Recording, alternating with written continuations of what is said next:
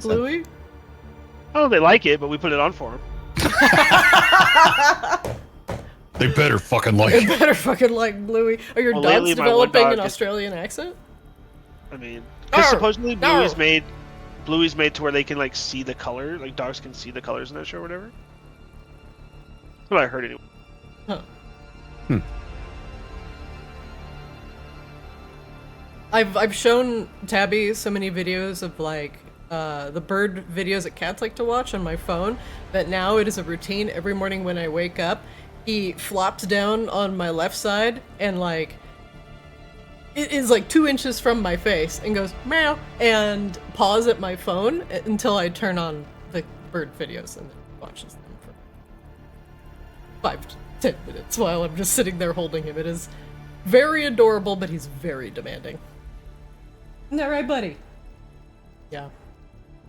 He agrees. He likes his bird videos.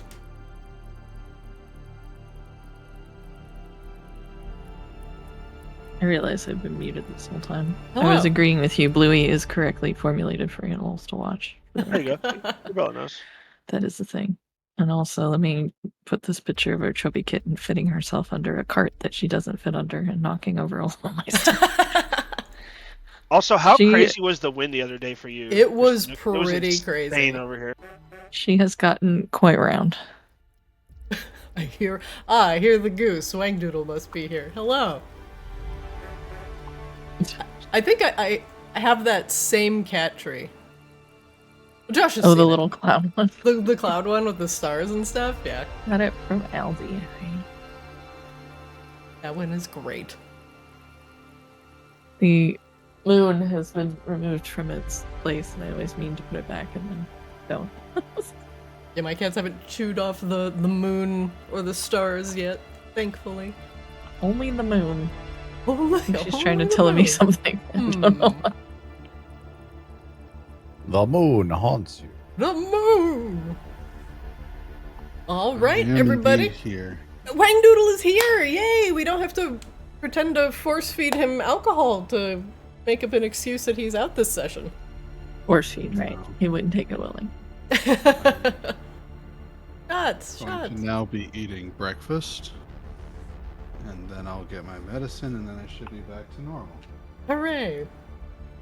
Sorry, I have a messed up eating schedule, but breakfast now? Yeah, I'm like, Listen, Sorry. this man is waking up in Finland? no. No. It's been about 22 hours since I last ate. This is You not know good. that Hasn't when any pizza's time on a today. bagel, you can have pizza anytime. I hate your job. I hate your job for you. Well, It's Wangdoodle, the stuff it tag. in your mouth. Stuff it in between discussions. And feel free to stuff while I do a little bit of a recap for everybody. I'm gonna mute and eat because if I don't eat now, I'm going to struggle not passing out. So excuse me. Totally fair. All right, welcome back, everybody, and happy Monday. I'm glad everybody could make it in various forms of consciousness. I appreciate Yes. you all being here. Last session, we did have Grebella and Sea Swab out, but we did trudge forward into Razidoul's research vault, as we were going to push forward our story a little bit and make sure that we get through the plane of Earth hale and whole. I posted the recap back in chat, but we're gonna just do a quick double recap for everybody as an excuse to give Wangdoodle time to eat. As you descended into the shattered camp in the plane of Earth, you discovered a hidden stone sarcophagus beneath the ruin of Razidoul Ironbane's dismantled palace. After cleverly bribing a Dao overseer with a distorted value star ruby and promising Grebella's golden dragon mask, you bought yourselves 2 days to explore the research vault in secret. Raine had rejoined the party as he prepared to explore the revealed depths. Raine, Kozlo, and Wangdoodle all went down into Razidoul's research vault, while Sea Swab and Grebella stayed behind. Sea Swab and Grebella, I'm gonna put a few little tidbits of lore in front of you that you can read before we officially start the session that our lovely tech friends have given you. That is the only thing really, truly of value, aside from the red sandstone and marble that they're currently mining out of the palace. But anything of interest or value interest or noteworthiness they have found, they will give to you as thanks for relieving themselves of the Tao's presence. Raine, Kozlo, and Wangdoodle descended into the deep shaft, entering an ancient subterranean structure filled with metallic walls, geothermal vents, and 2 decommissioned sand skiffs. The underground facility had appeared more advanced than expected. The high-tech infrastructure was unfamiliar to the artificers, though it reminded them slightly of the geothermic rift. The walls were lined with defunct automated turrets, well crafted, but rusted in place. The 2 sand skiffs appeared heavily armed at the front, apparently used for both transport or possibly warfare. The once functioning geothermal system might be linked to the furnaces, the Tao's legendary forge that is found between the planes of earth and fire. The group of Raine, Kozlo, and Wangdoodle skirted around the active stone golems that guarded a sealed vault door and located a mechanical hatch. After a significant struggle, including multiple failed brute force checks, we maybe should have brought our barbarian. Possibly. Fair. Our 2 Good artificers... to know I was missed. very much so. The muscles were absolutely missed. We rubbed together all 2 of our muscles between the 3 of us. Yeah, the combined strength bonus of possibly 2. The Wangdoodles... No, it's all -1, I think. Oh my god. That's fair. That's absolutely true. It makes sense for this group, yeah. The 2 artificers and the wizard finally used some brain power and a little bit of WD-40, and you managed to turn the emergency release gear and open the hatch. There, inside, they found a salt golem, which was dormant until it detected moisture. The party entered the room and triggered a countdown. And after a few false starts, by one, leaving the door open for too long, as I had a timer sitting here, that if you left the door open for a minute or longer, the golem would activate. However, if someone containing moisture, aka all of you, entered the room, the golem would also start the countdown. And eventually you left the door open too long, the creature activated, and it shouted its ominous catchphrase, "Moisture detected." A bit of a difficult fight ensued. The salt golem was immune to fire and psychic damage. It triggered into a rage each time it was struck by water-based spells. And every time it was hit, it erupted in sharp salt shrapnel. Despite these hazards, the trio coordinated their attacks, particularly Raine's chilling magic and the artificer's cannon blasts, and eventually shattered the salt golem and claimed 2 ruby eyes from its remains. Now inside the vault, in the southern hatchet, you found a very rare and valuable book, a manual of iron golems. You also found a blueprint for brass golems identical to the ones that you've seen in your Maginot pyramid. There were also journal entries from Razadul Ironvein scattered about, and each of them revealed something interesting and unique about his history. Ultimately, it revealed his creation of a soul-infused alloy via infernal law and corruption, secret alliance with the demons of Dispater, and the disillusionment and impending arrest by the Tao enforcers. And he hoped that his granddaughter, Grebella, would one day unlock the truth.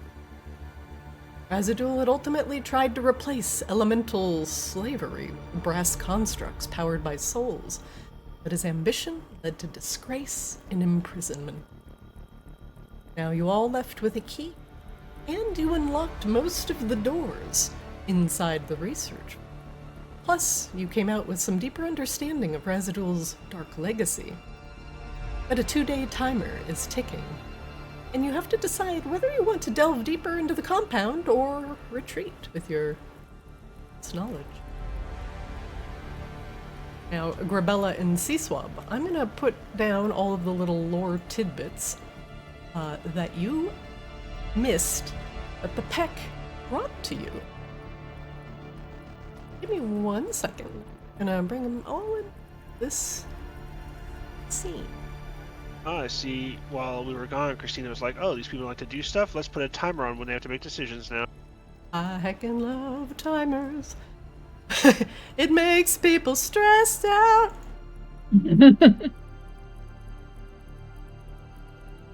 But only if we know the timer is there. In this case, I don't think we ever figured out that there was a timer. I think we were just like, okay, let's close it. Yeah, you did not actually, which was hilarious. But you just left the door open, and then the moisture came in, and then it was detected. And then we made him moist. And He then didn't you like made that. him moist, and he did not. He did not care for that. This was a fact I didn't need. But you didn't have to cut us off. Make it like it never Didn't happened. cut And that we me were off. nothing. Let's see, 1, 2. You treat me like a stranger and it feels so moist. Bleh. Gautier, no. Yeah, Gautier is the problem here, not Devilor. That salt golem's now canonically named Gautier. Gautier the salt golem. That's going in the wiki. Alright, I think I have found, let's see, not that book. 3 other scrolls. Would you say that any of these scrolls are perhaps older than any of the other scrolls? I hate you guys. Are there any older scrolls? Perhaps some elder scrolls? Or, just I'm gonna Maybe. check you into the oblivion. I got some. I got a Remastered. couple rings that have been around in my bags for a while. Some elder rings. Mm. Do you happen to have anything from the Dark Ages, perhaps? Oh my god. Scrolls of Doom, perhaps? That's what happens when I feel like I haven't been here for a fortnight. Oh, no. I am going. You get the Scream. chug jug of lore, got him. I'm gonna riot. Nice, stop. We're just naming video games and video game companies now. Yeah. The puns end here. Just kidding. Please continue. Hey, Kozlo Come on, and Wangdoodle, come on, have you guys had a chance to look into this gearbox over here? Come on. Whoa, whoa, whoa. Hang on, this We are isn't the about time to get for a crisis. disowned. I was looking at those gears, but they seem like they were all of war. Trying to get this game going sure is a paradox. There go. Would you say that those gears of war are made for crafting war? I'm gonna come to your house and make a bonfire. Well, when you do, make sure you put it next to the hearthstone. I will.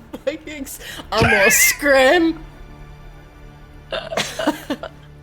All right, Grebella and Sea Swab. With that in mind, with scrolls in hand from the Pecks, you have descended down into Residual's research vault. Your friends are somewhere ahead of you, and you have where? Do you read the scrolls?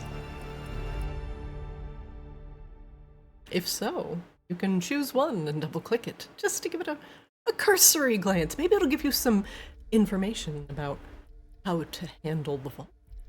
Maybe it gives you information about the vault. How harmful could it possibly be?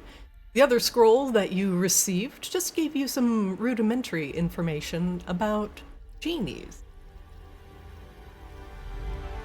Sea Swab is gonna look at Grebella jokingly and be like, "You want to take it? You're the smart one."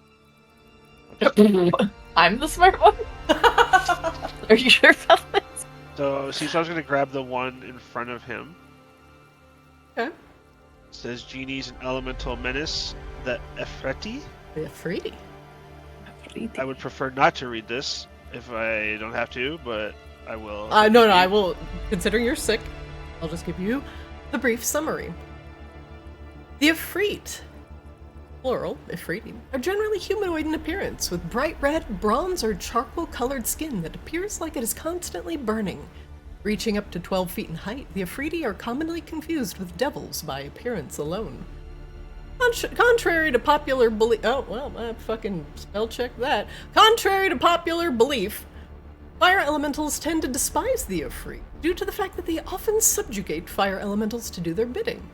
Ifrit that have the capacity to grant wishes rarely do so, as it is seen as a sign of extreme weakness, which risks their own status and station. The Ifrit and Tao once had trade lines within the city of Brass, and previously traded precious metals in the now defunct bazaar.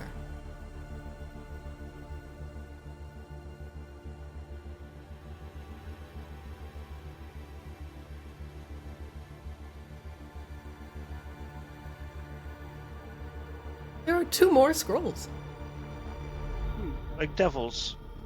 Or as the Spanish would say, Diablo.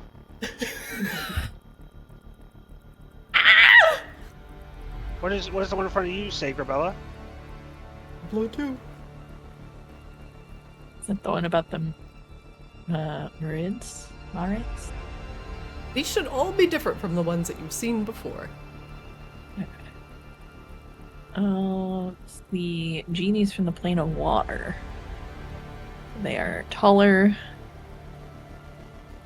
less human-like, the largest of the genies. Long, flowery honorifics to denote themselves. They're very smart.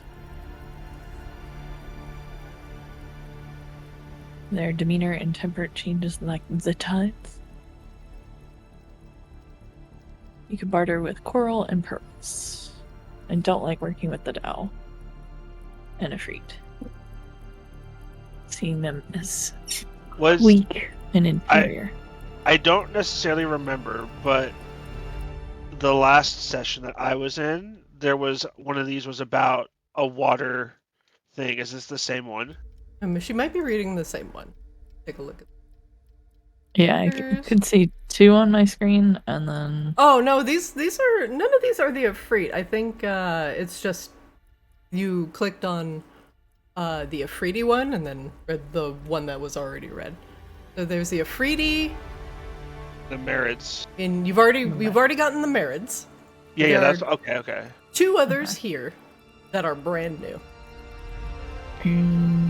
There we go. There's the Tao one. And the Jin.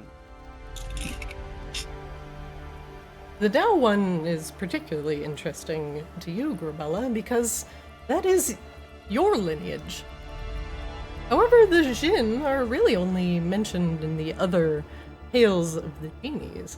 And at least the Jin are some of the most common ones that are mentioned in tales. The Jin, native to the plane of air, the Jin are wild and capricious creatures. Averaging 6 to 8 feet in height, the sky-skinned Jin favored wearing flowing silks and other lightweight fabrics. Out of all of the varied genies, the Jin were the most receptive to mortals. Valuing freedom and revering fate, Jin found amusement in the requests of mortals, but long-term relationships and servitude were anathema to their being. And then the last one. Ah, yes. The Tao.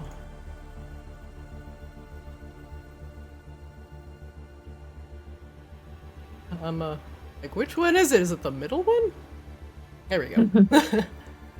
Tao. Genies native to the plane of Earth. Generally 8 to 11 feet in height. The most powerful of the Earth genies can reach even up to 13 feet in height.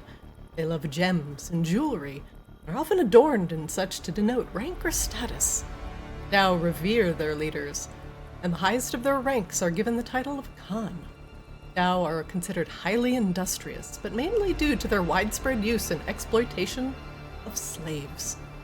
These slaves are often put to work mining gems and other valuable ores within the earth, which the Tao covet. Slaves are often sourced from neighboring planes or from conquests.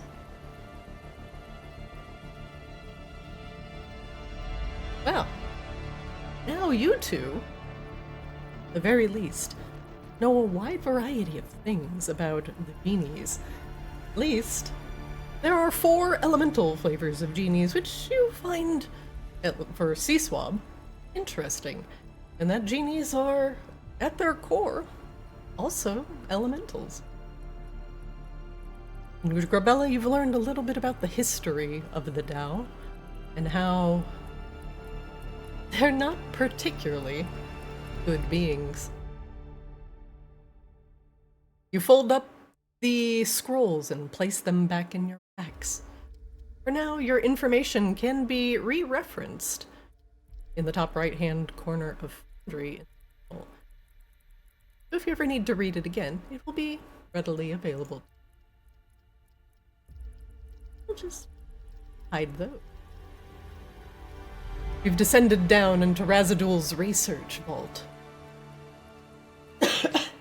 As your feet hit compacted earth underneath you, the first thing that you notice to your right are large, industrial-looking tubes that connect to...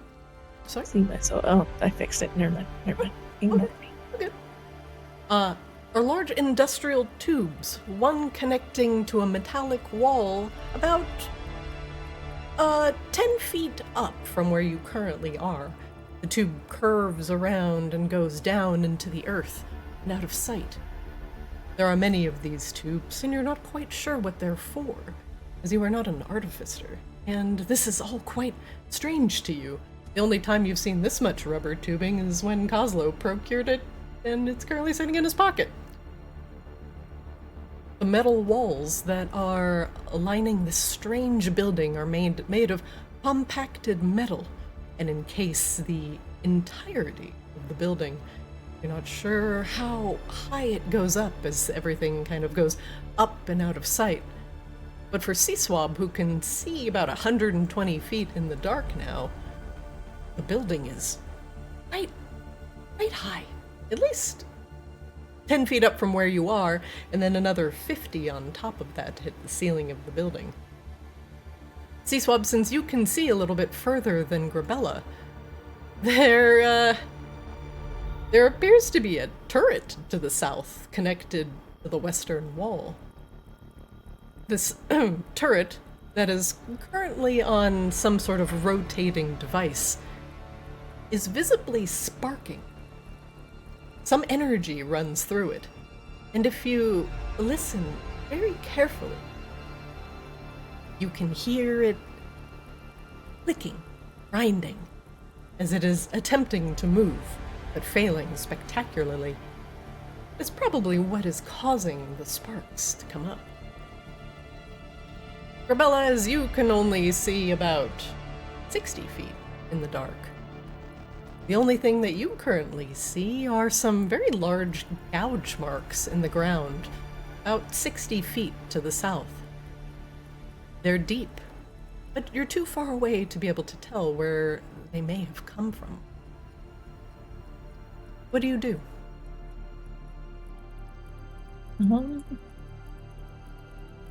I'd say I'd point it out to Sea Swab and ask if he can see anything that I can't.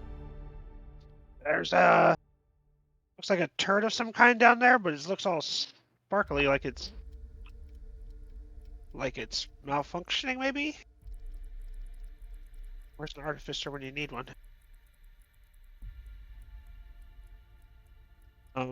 I would like to move forward, and I would like to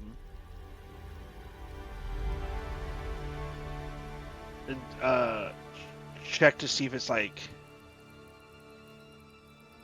actually broken, or if it's just like, if I think it's going to attack me if we get too close. Sure. Make me a perception check, please.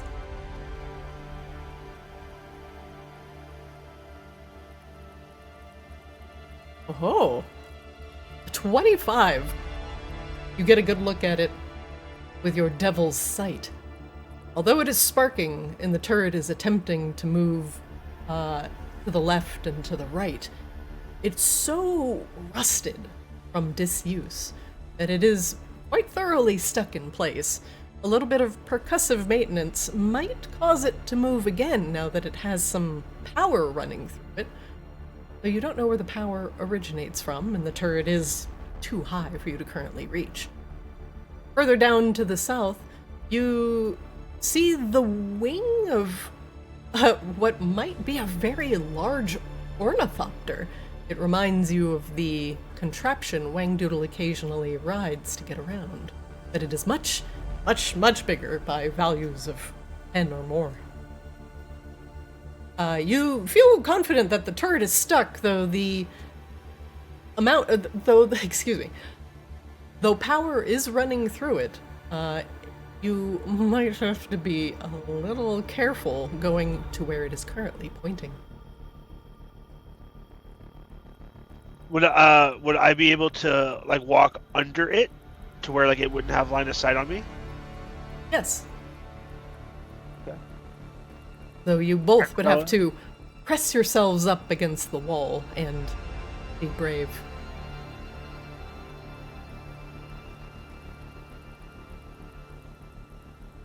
All right, Grebella. If we hug the wall tightly, we should be out of line of sight of the turret. I don't think it's operational, but I would rather be safe than sorry.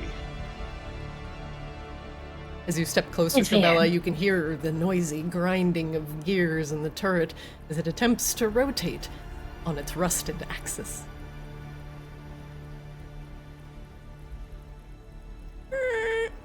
Yeah, I definitely say it's not working, but it's probably best to be safe. It's trying its hardest. Well, we don't want it to try too hard. This turret sounds so sad. I kind of feel bad for it. It's a piece of machinery. You don't have to feel bad for it. As you get closer to the skiff at the South Sea Swab, you see it's about 60 feet in length, and you see just the very tip of a wicked-looking blade at the, what is the front of the ship called? The bow? Prow? The front? Anyway. The bow. The bow. Two very... Stern? I don't know. Yeah, no, fore, aft? I don't know, Forward if it was it'd be the forward if it was an arrow plane. Hey, thank you, Sea Swab, for the airplane knowledge. I knew I could count on you. The front of the ship has a couple of blades attached. You're not sure what it is used for, but if you got caught in it, it would probably hurt you in it. There are some windows on the side of the skiff. They are long dusted over and apparently impossible to see through.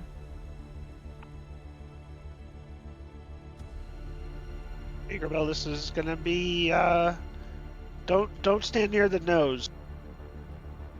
Okay.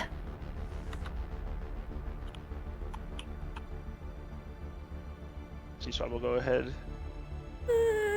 The grinding of the turret above your head is making you, excuse me, a little bit nervous. But you get to peer around the corner. You scan the line of sight.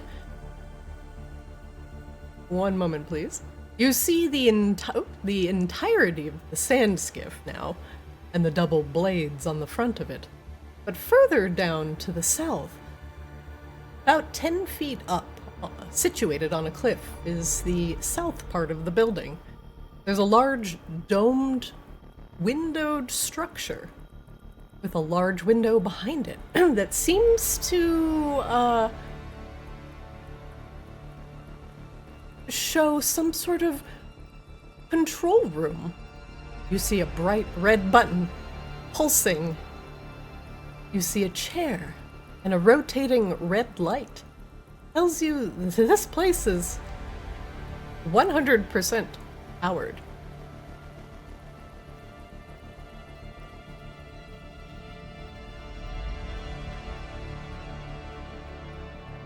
Powered by what? You don't know. The power of friendship.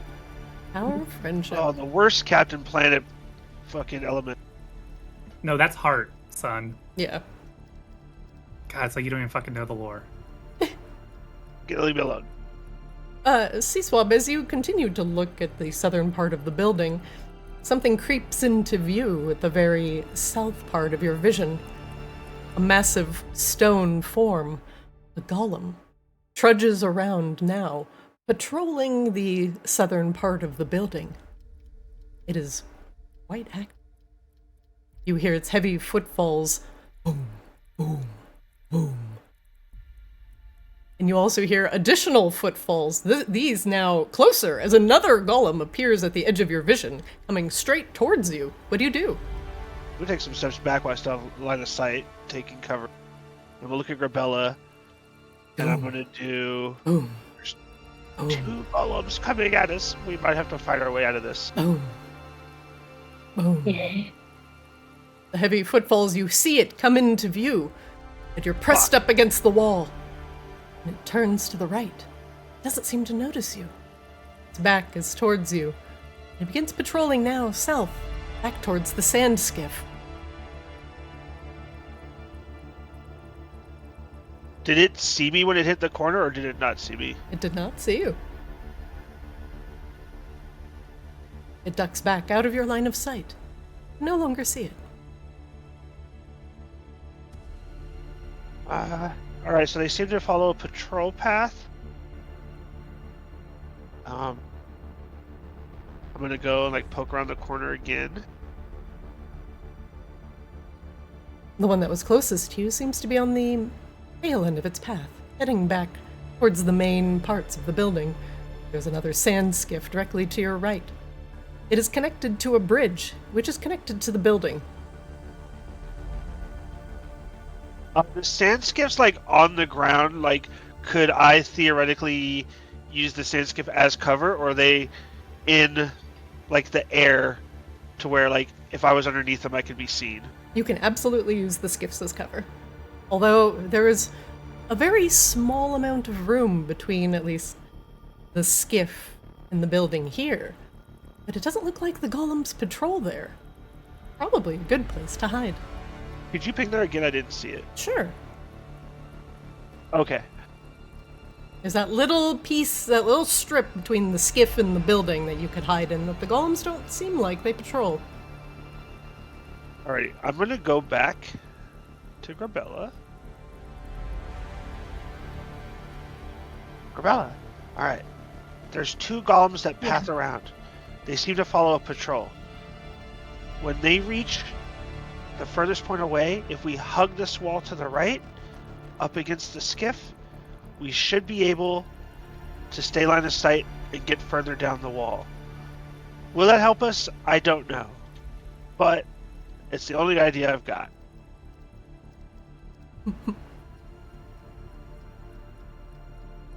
Yeah, okay. Sea Swab, you hear the heavy footfalls approaching once again.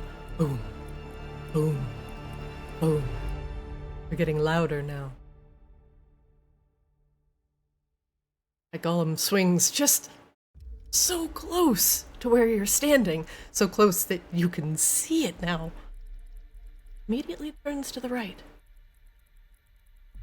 following the same path, eternally.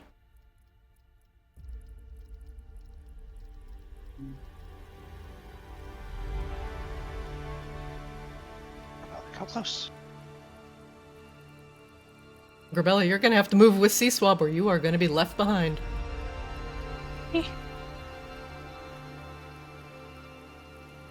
But also, pay attention to the stone golem's path, or else you're going to be caught in an encounter that you probably don't want to engage with. The golem looks like it's at the end of its path. Alright, go down, go down. Grebella, you gotta go! Is You this gotta like go or you're gonna get in combat. Is this like in the air, or like is this just like I see a door here but I don't know? I'm gonna pause it real quick. About 10 feet up, connected to the building, is another array of windows. There is a door behind it, but this looks like some sort of observation point. Or maybe just a...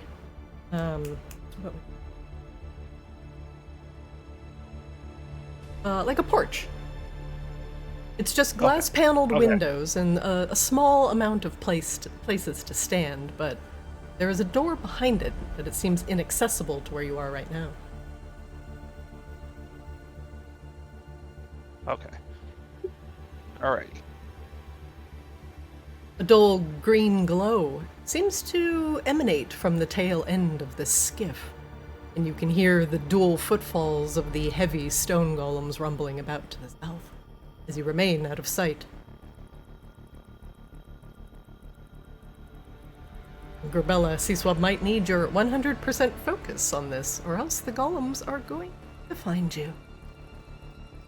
I am having to reconnect for some reason.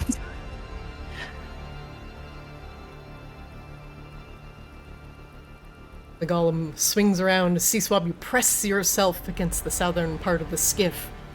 Whew! When the golem disappears out of sight once again, you can hear its footfalls on the other side of the skiff. Boom, boom, boom. I'm gonna wait until Grebella gives me the 100% that she's back in game. Yeah, it has taken many minutes. Apologies if I missed anything. I had a little throw up. Oh.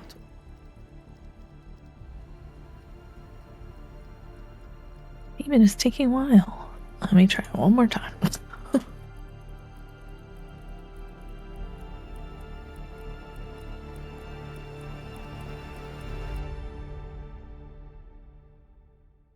Also, don't forget, if you're having trouble, don't forget the classic technique of logging out and logging back in. Yeah, that's what I'm doing. Ah, yes, tense moments and having to reconnect to Foundry. Mm-hmm. Name a more iconic duel. I was about to say the same thing. Okay. We'll try a third time. Alright, I do have it paused. Let me know. Oh, are you not in yet? I am trying again, because it is saying that the world is taking too long to load. Okay. And just don't forget, don't tab out while you have the loading screen on. It doesn't seem to like that.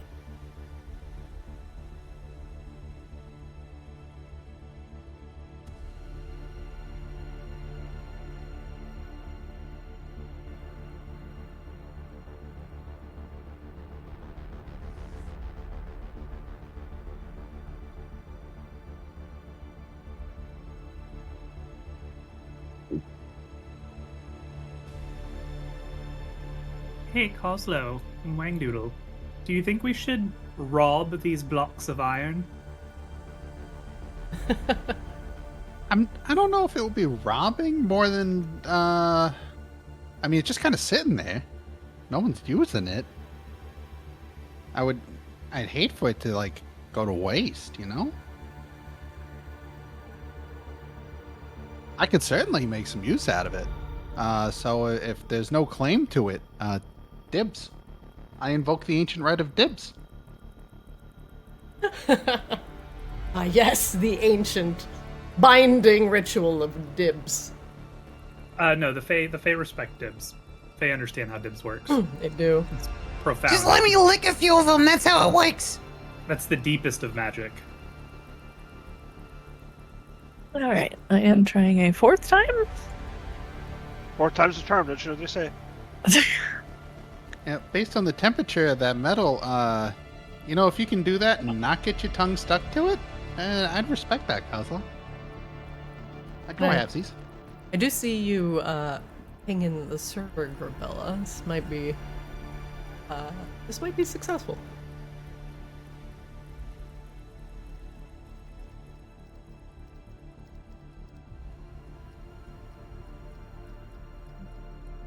While Grebella is loading, we will return back to Raine, Wangdoodle, and Kozlo. You stand in front of the smelter. A large, There's a large amount of molten lava and heat in this chamber, and on a conveyor belt, ingots of iron are being melted down into perfectly formed hunks. And in fact, 8 glowing hot ingots of iron are currently rotating on this conveyor belt, moving perpetually to the north.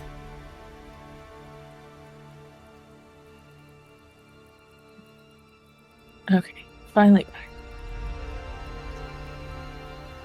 Raine, you found a piece of Razadul's journal that you mage-handed towards yourself, but the heat that is coming off this furnace is almost unbearable. It's blasting you in the face, and you can feel your lips chapping against the heat as it sucks out all of the moisture in the air. It's also creating quite the racket as the ingots are being slammed into shape. Boom, boom, boom. Now, you have read this Yes. entry. We have, yes. You know, I really am starting to think that this Razadul guy is not a good guy. But look at the efficiency of his shape presses. Them some good shapes. Meanwhile, back up north, Grebella and Sea Swab, you're pressed against the northern part of the skiff as you hear the Golems' thunderous steps echo to the south. If you'd like to figure out where they are since you can't see them, make me a perception check, and I will tell you their current location if you are successful.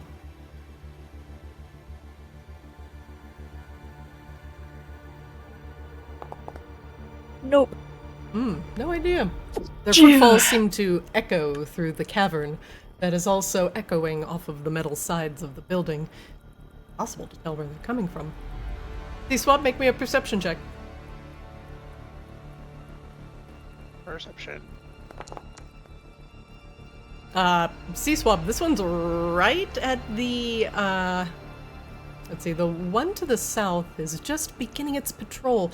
It's on the great metal steps. You can hear them clanging down the metal. Bing, bing! And then the soft footfalls on the earth. It's coming up just to your, left right now, and you should be able to see it in a moment. Oh yeah, I see it. Press yourself up against the northern part of that southern part of that skiff. The stone golem, see you, rolls back down to the south. You don't know where the second one is. It might be too far away for you to hear right now, which is a good sign. If you want to go, I'd suggest going now. Can I go this way? Like Yeah. under its wing? Yeah, you can go under the bridge. Under the bridge. I don't ever downtown. wanna feel. See, I'm gonna pause it real quick. Sea Swab, you see the massive metal steps that the stone golems originate their path on. And leading up the steps is a set of massive metal double doors. The doors do not have any handles or visible keyholes. So you're kind of curious as to how exactly they open. Ah, the old push-pull doors.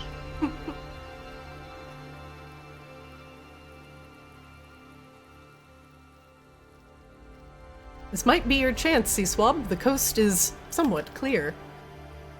The game is paused. The game is not paused anymore.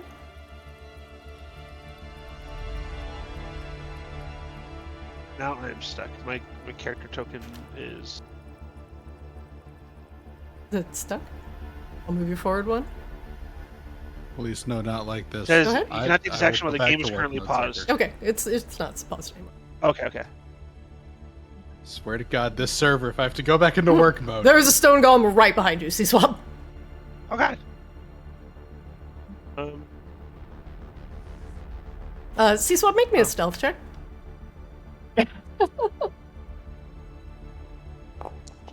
Oh.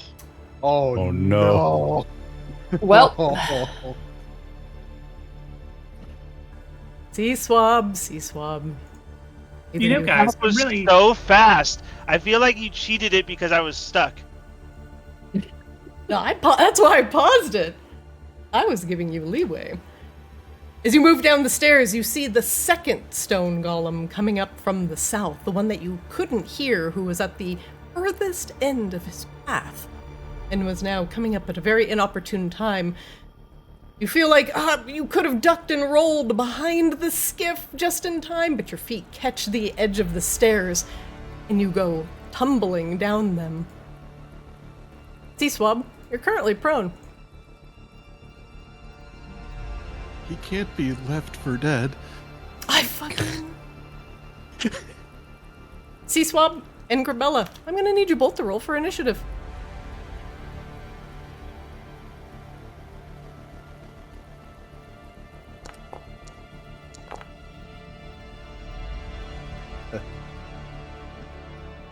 That's a lot more dice than I was expecting to be rolled.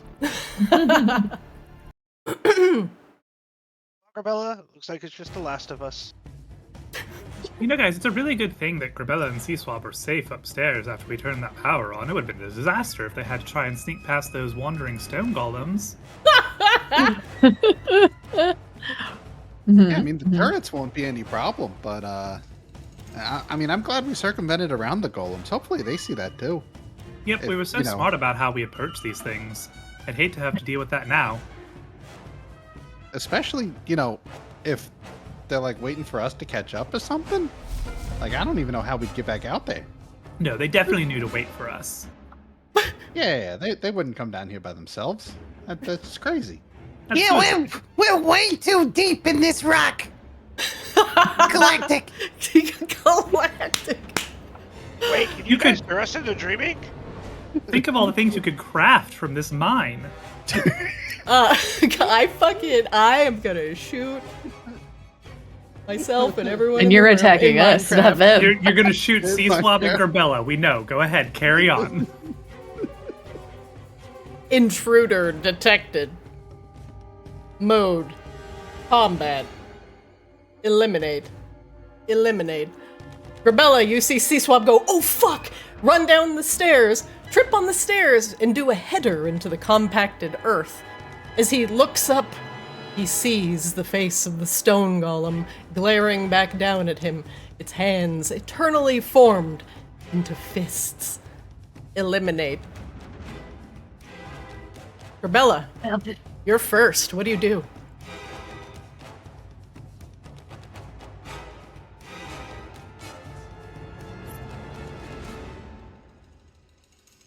Hey, Grebella doesn't want to fight these.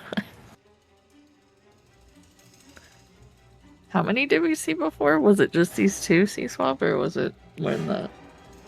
Currently, Grebella, you only Not see you, but one. if you don't hurry, I'll be dead by daylight. My lord. Alright. Well, It's pronounced Malort.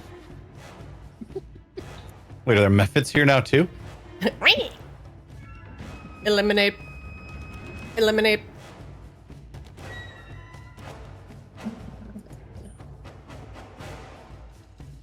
We really should have left somebody on Overwatch, just in case, you know?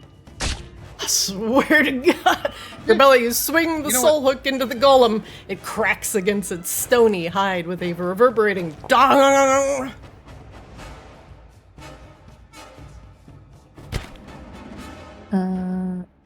Yes, Grebella, get him. Heed your call of duty. do I hit consume? Wait. Yes, if you are using the Strike the Fire Giants, you will consume your resource.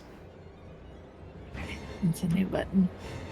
And then I also have my, hold on, was it 1d6 plus 7? Yes.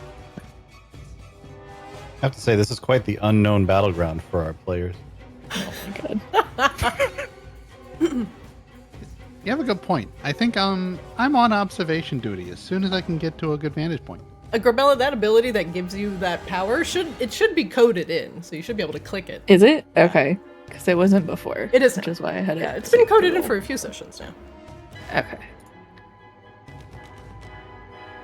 And then again. Oh, no. I mean, just hit that ability only. You don't have to reroll the entire attack. No, I'm doing my second attack. Oh, okay. Did you want to use that ability, though? should have if I hit all the buttons. Yeah. What about second attack? What is the ability called, Grebella? It's my it's the damage that I get from the Azrael shit. I don't remember what it's called. Zealot something or other, I think. Yeah. Let me check. This is not Super Zealot's present. Guy, that's what it's called. Is it Divine Fury? Yeah, it is Divine Fury. You just go ahead and click Divine Fury with that guy targeted, and it'll do its thing. Where is that then? You can go down to your features and use the search feature and type in Divine Fury. It's a second from the top as well. Yeah. DM, you have a special button for this. Also DM. I don't know, Google it or something. I'm just saying, I'm trying to explain that there is a search feature in your character sheets, and at level 16, you have a lot of shit. Use the search feature. Alright, no, Grebella, with your initial strike of Neresa's Soul Hook, the Fire Strike, and the Divine Fury, your first hit smashes into the Stone Golem, and a large part of the Stone Golem's chest plate comes flying off, and it hits the metal part of the stairs, and it just goes clang, clang, clang. If nothing heard you before, everything hears you now. But you did do 36 damage to it. Now you can roll your second attack. Would you say it was like a ratchet and clank? Can you... Sorry, I always like to click that instead of my actual portrait.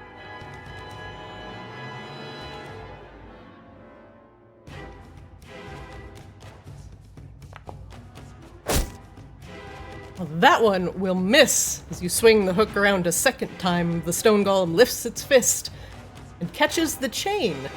Swinging the chain, and just kind of yanks the soul hook a little bit, but it doesn't exit your hands, thankfully.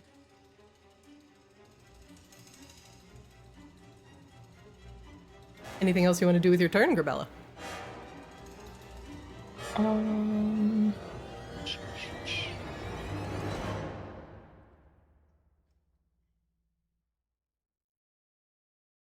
I don't think so. All right. Actually, I want to rage. You're gonna rage? Might as well. All right, let's see it.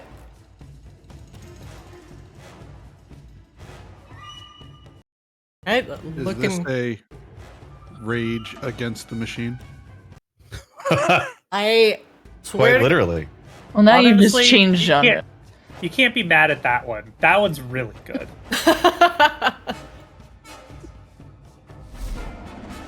Alright, next up, the Stone Golem and friends are now alerted to what is going on outside. Eliminate. The Stone Golem moves its movement speed.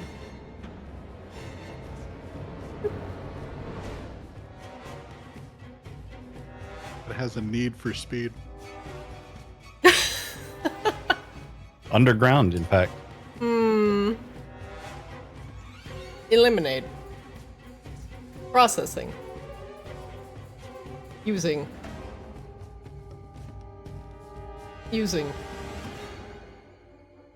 It seems to kind of be stuck in some sort of loop. Perhaps it's not been activated for a while. One moment, please.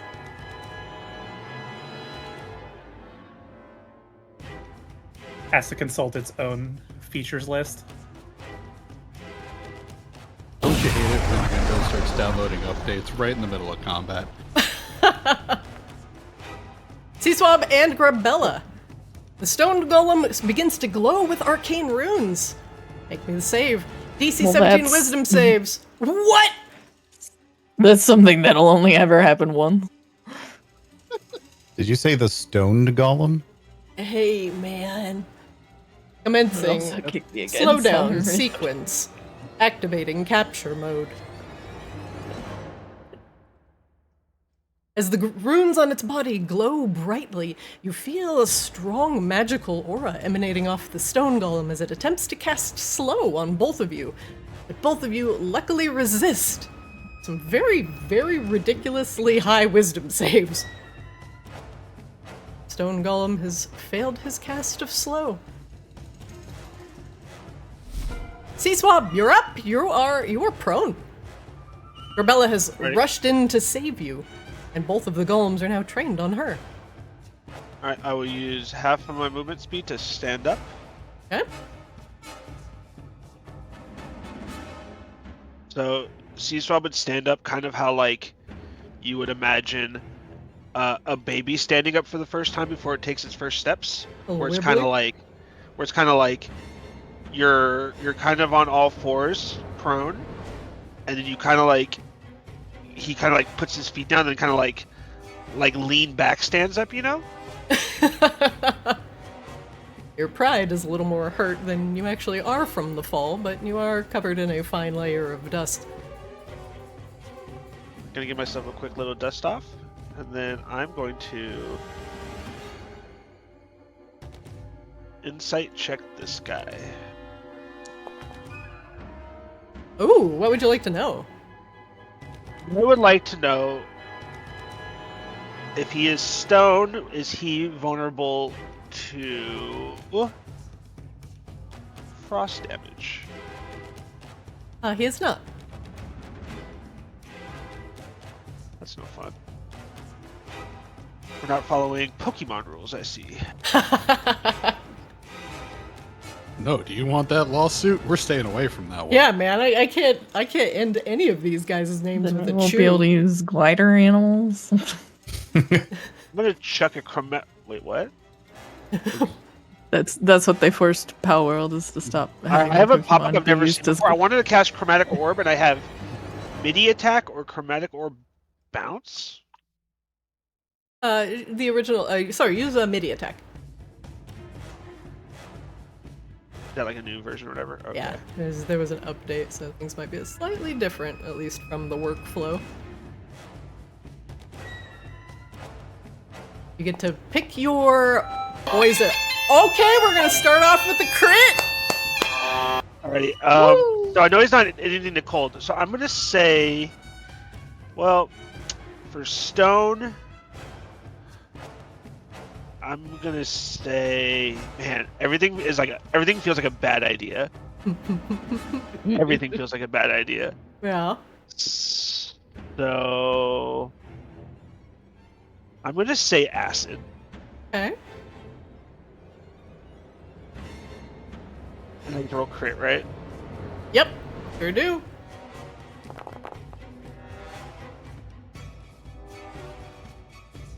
Woo!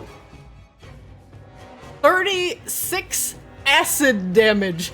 Grebella, over your shoulder, you hear psss, and then that gaping hole that you had made with your soul hook is now filled with bubbling acid.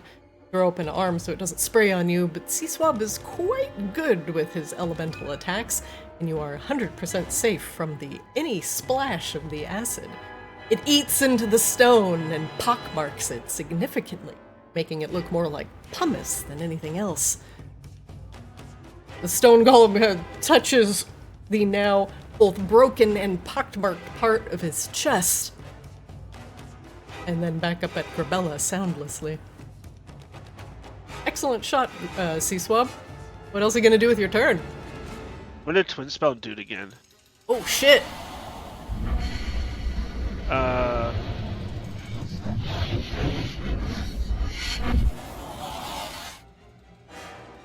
It is a second creature in range with the same spell.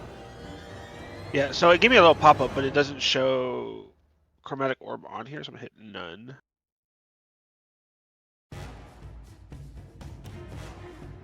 Attack.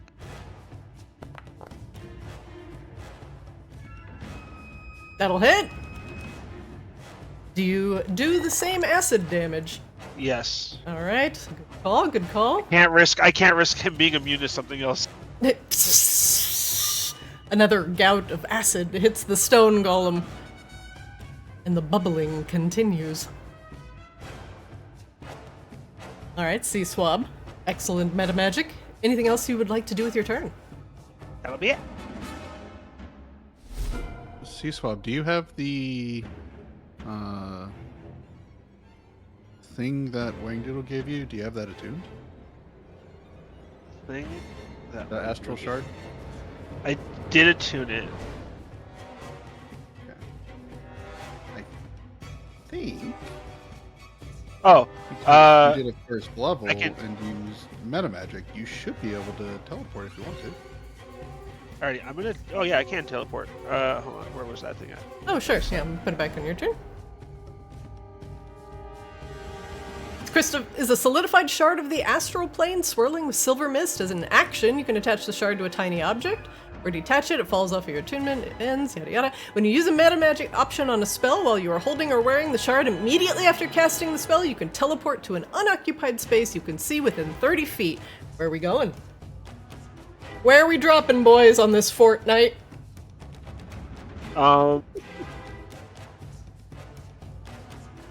So you said this door Yeah, This that door. has no like handles or anything. No, it does not. But you said this is a power source down here Sorry, can you ping what you're referring to? by this chair. Yes, but it is covered in a glass dome. You can absolutely teleport there if it is in range, but it might be out of your range. You have It's 30 out of feet to go. range. So 30 feet, yeah, it's way out of range. If I go that way, then this guy is gonna bash my face in. Most likely. So I'm gonna teleport to this door here. Okay. It says it collides with one wall, but I will move you there. Sea Swab, And- under your feet, as you teleport there and land, you hear a click. There is a rush of steam. And the door opens. Inside Sea Swab, you see a conveyor belt actively moving and a waterfall directly behind it. The waterfall is audibly loud, and the water splashing on it seems to be cooling a conveyor belt that's full of bits of iron armor, helmets, hands, chest pieces. They are coming out from the south from a glowing forge, superheated metal, and they're being cooled naturally by the waterfall as they continue their journey north. Ugh, water quenching. So much crap. Sea Swab is going to in a voice that is like, I'm trying to be loud, but also like not be like overly loud and like make it a thing. But he's going to kind of be like, Raine, Kozlo, anybody in here? No, okay. Grebella, we can try and make an escape if you want. I don't know, but this door's open now.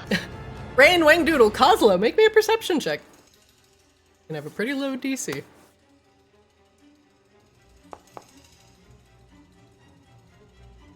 Wangdoodle, you hear him. Raine, you hear him. Kozlo, you don't hear shit. Kozlo's just looking at the metal that's on fire and just taking notes. Like, oh, burning metal. Kozlo, you are very near the forge, and all you hear is the clang, clang, clang, clang.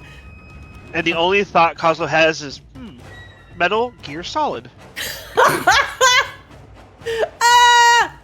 Sea Swab, I swear to God, I'm gonna end your turn. Sea Swab, does that end your round? Of course it does. Okay. Golem 2. Grebella, the golem in front of you with a chest currently burbling with acid and looking like pumice. Initiating capture mode. And runes begin to glow on its body that were previously invisible to the eye. Please comply. With what?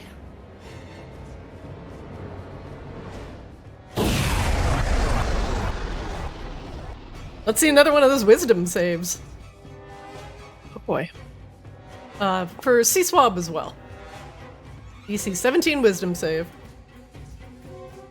They give me the pop-up.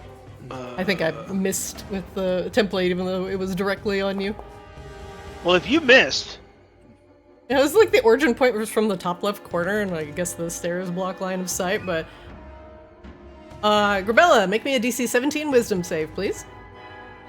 I hit the button, and it is now not doing anything. So I'm gonna have to do. I hit the wisdom one. I think it matters, Yeah, though. that's ability check. Ugh, nothing that matters. Grebella, are you able to link anything in chat? Make any Nope. rolls? Not at all. So I don't know what that means. Do I need to reload again? I just saw a dice. I just saw a die roll. Yeah, I just saw a die I roll don't too. I see don't know it why you're pop up. lagging so bad. Don't know either. It's filling the session with a lot of dead space. God Mm. damn it. Grebella, try and make me that wisdom save one more time.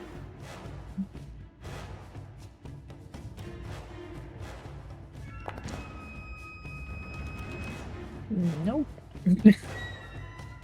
I see it rolling across the thing. I'm seeing the dice. There was at Oh. least one pass in there. I saw 15. I will give that to you, but your wisdom at -1 will mean that both of you fail. And both of you are afflicted by slow. Your speed is halved. You'll have a -2 penalty to AC and dex saves. You cannot take reactions. On your turn, you can either take an action or a bonus action, but not both. And if you attack, you can only make one attack with the attack action.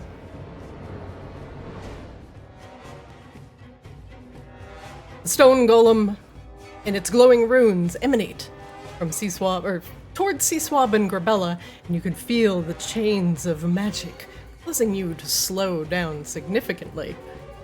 For those of you that heard Sea Swab and Grebella's cries, you will now be added to the combat. Unfortunately, Kozlo did not hear anything and will be caught unawares. Raine and Wangdoodle, make me an initiative roll, please. Yes. Did you hear that, Wangdoodle? It sounded a little bit like Sea Swab, but surely it couldn't have been Sea Swab. Sea Swab's all upstairs or whatever. Yeah, I mean, I know that sounded kind of like Sea Swab, and I'm pretty certain we're the only, like, living things down here. I sure hope they're not out there.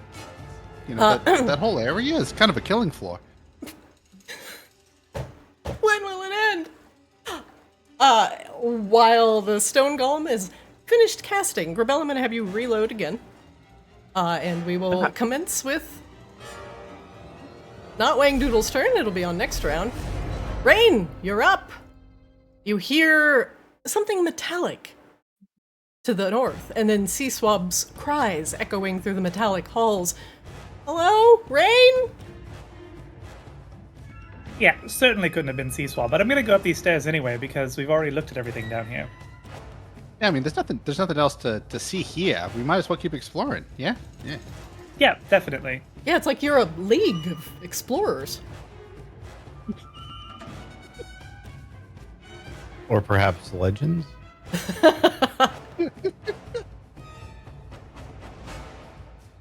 When will it end? Adds to the problem. Amazing.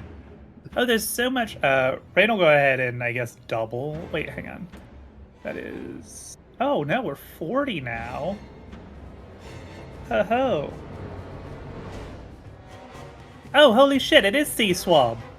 Oh, hey guys. The entrance doors are now wide open as Sea Swab has triggered the motion detection, and the front gates have swung open. Raine, to your left, you see the quenching iron being quenched by the massive waterfall, and the sound of running water makes it hard to hear the din of battle. When Sea Swab says, "Oh hey guys," what I actually hear is, "Oh hey guys." Sea Swab, why are you talking like that? Are you okay? It's more like what's it? The rumor goes, "Oh, hi, Mark." It just comes out real nice and slow. Sea Swab doesn't seem to notice. That is unfortunately all of my movement. I guess we can take an action. Okay, I think I'm punishable. Yeah. Hooray. He's speaking like a real earthworm, Jim. So Raid'll take a bonus or take an action to move further. Give him a Sea Swab. Sea Swab, are you okay? Like slaps the side of his face and then sees the horrifying Golem and Grebella. Oh! Oh yeah, there are golems there, guys. Did you don't see those on your way in? We saw them, and then they saw us. 3 minutes later, when you finish that sentence. Yeah.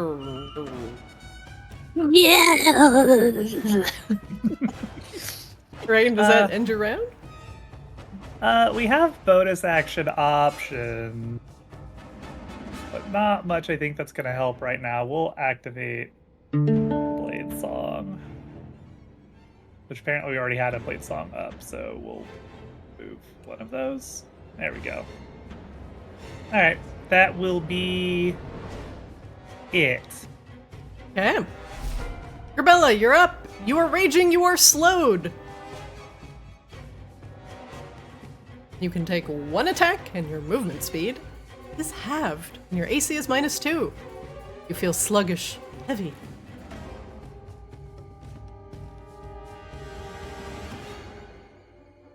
Knees weak. 27 hits as you slam your mace into the puckered holes, yeah, I said it, of the stone golem.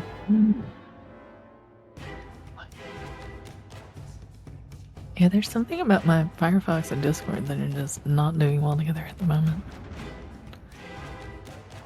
I find that Firefox is absolutely atrocious for Forge. It runs way better on Edge or Chrome. The stone golem rolls concentration to see if it can still focus on slow, and it does. Rolls twice, but still makes it. The Divine Fury. The strike of the fire giant and the mace does a total of, as I'm scrolling, 23 damage from the mace. And the fire giant and an extra 8 from the Divine Fury. The golem still stands, though you continue beating the hole in its chest. It grows wider, and what looks like pumice is now falling from the open cavity. Grebella, you can only make one attack. You cannot make a bonus action, and your move is halved.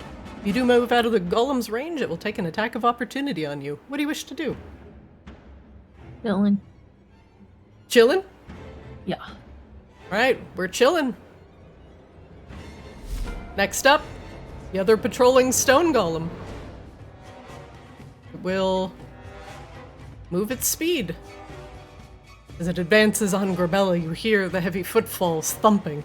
Boom, boom, boom, up behind you as it gets into a flanking position. Need to check the range of the slam. Reach 5 feet, it cannot hit you from there.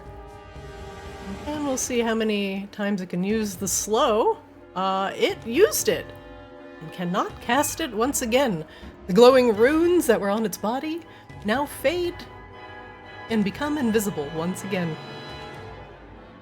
It will make a double move and just situate itself right behind Grebella. You guys ran into both of the golems. Sea Swab, you're up. To. Sea Swab, you are slowed.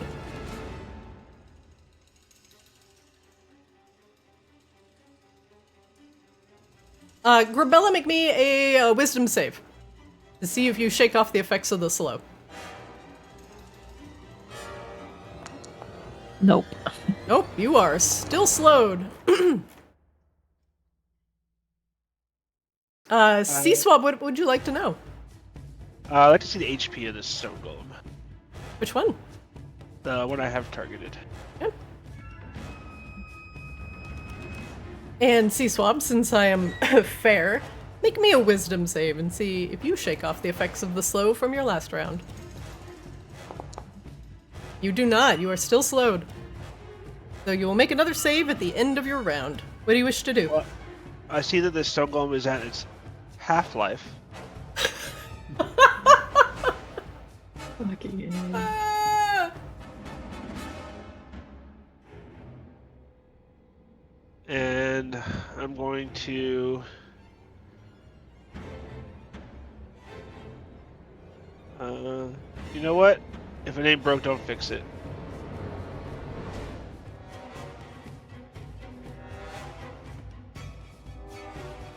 Ah, chromatic orb. It's not broken! In fact, it crit twice in a row. Let's see it.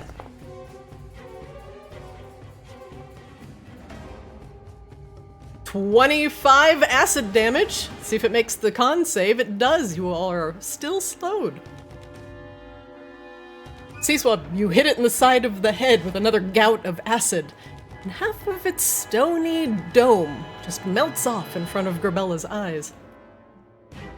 You are still suffering from slow. What else do you wish to do? You cannot take a bonus action, and your speed is halved. I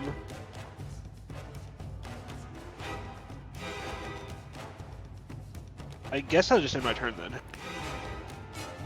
Alright, make me a wisdom save. See if you shake off the effects of the slow.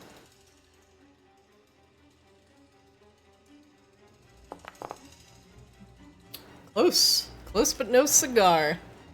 DM needs approximately 1 minute, and we will begin on the wounded stone golem's turn, as I have to take a bio break. Be right back. I'll just stay on my silent hill here. Sort of love the idea that, like, Wangdoodle or Rainer's gonna walk off and leave Kozlo mystified by the giant thrumming forge.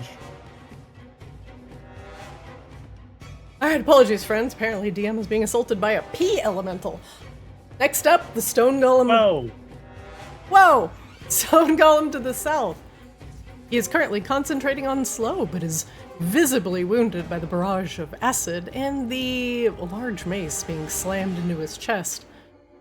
Is he preparing for a counter-strike? Holy crap, that was actually No, pretty good. but that thing around him looks like a Mass Effect.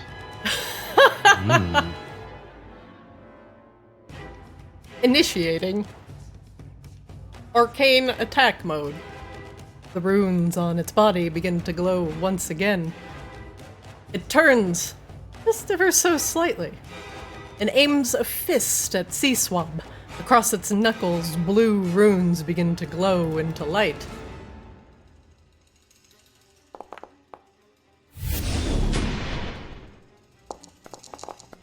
Sea Swab. Unfortunately, it does hit you, even at the ranged disadvantage. And you feel your back. You feel a massive arcane force slamming into your back. You take 25... Let me just double check the damage type on this. Force damage. You absorb elements? Yes. It is force. I don't think you can absorb force with a But the thing popped up, so I hit it.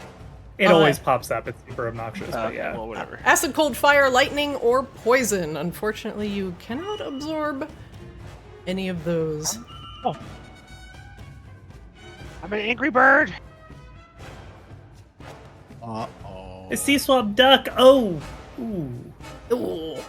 Sea Swab goes stumbling forward ever so slightly, kind of bumping himself into Raine. And with the other non-glowing fist, the stone golem returns to Grebella.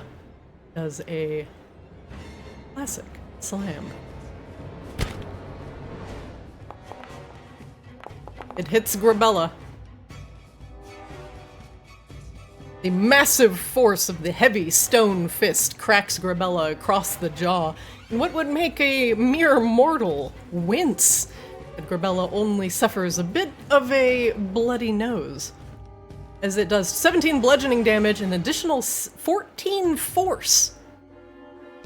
Grebella, you do soak up, because you're raging, some of that bludgeoning damage, but the force damage kind of echoes right through you and causes your head to ring as the stone golem gives you a very impressive haymaker.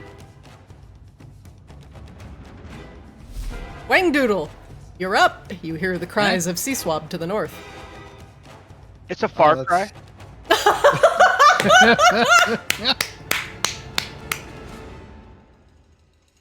If you can actually finish this encounter and include another pun in every single round, I will give you all inspiration. Easiest inspiration ever. Easiest inspiration of my life. Wangdoodle, I'm gonna need you to take an Assassin's Creed to get your booty in here and murder, please. Wangdoodle, you're up. Sorry, I was busy laughing and checking how far I have in travel distance. Hang on. I can't. It's not telling me. Alright, that's fine.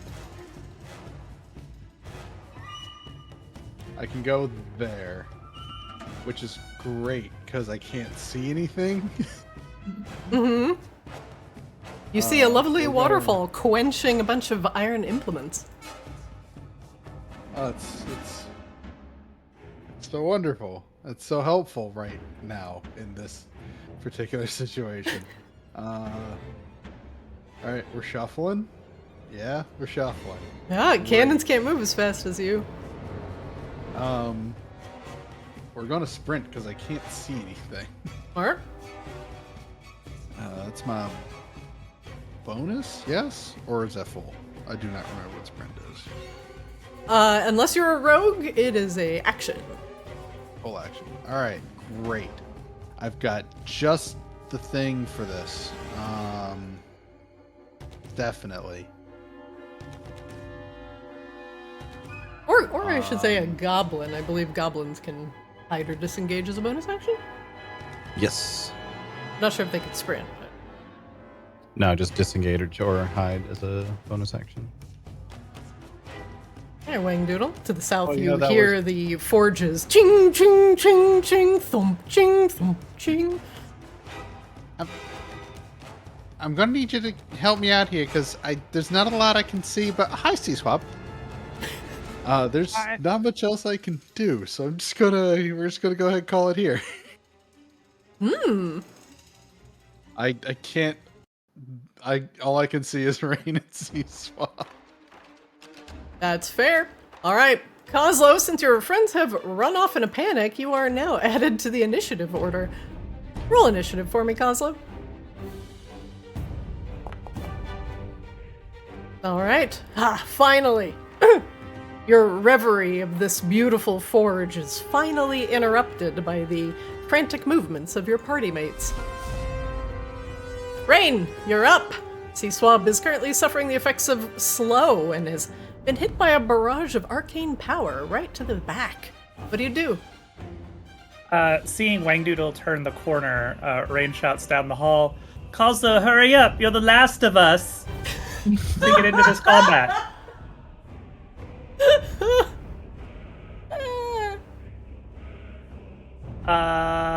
And then Raine is going to flutter on down here.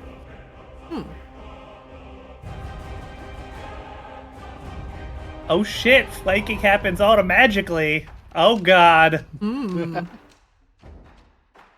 Oh lord. No, I don't want to heal with it. It's not what I want to do. I want to stab.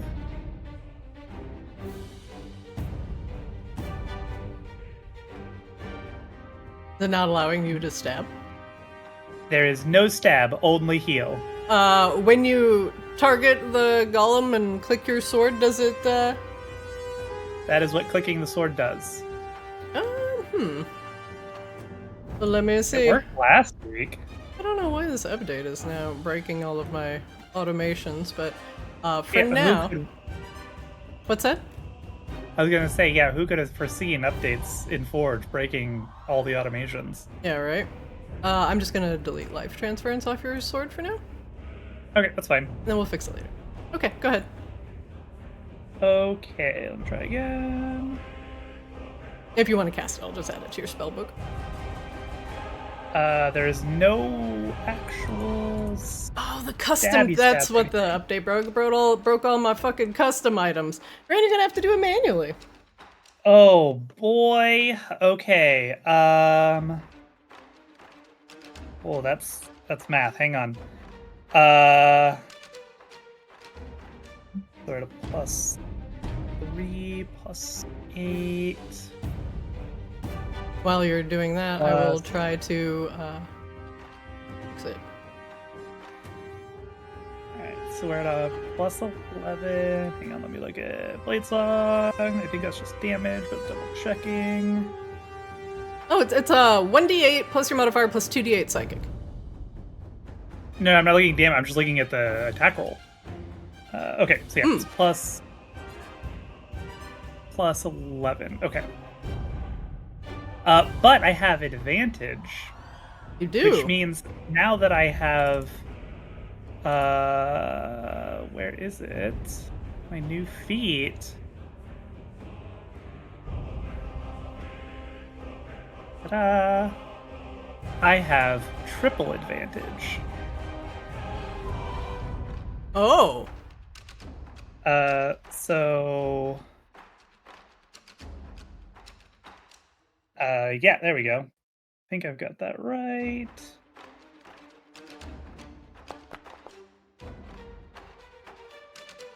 Uh, 28 will hit. Roll it for you.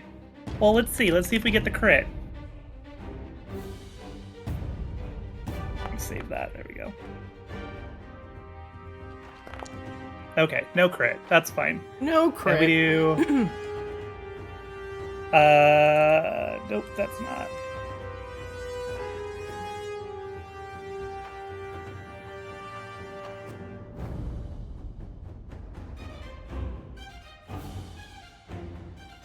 Alright, so it's 2d8.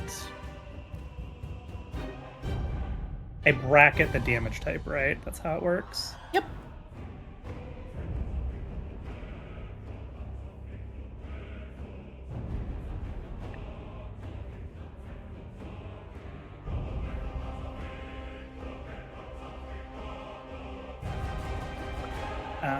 We add 6 plus 5 plus 11.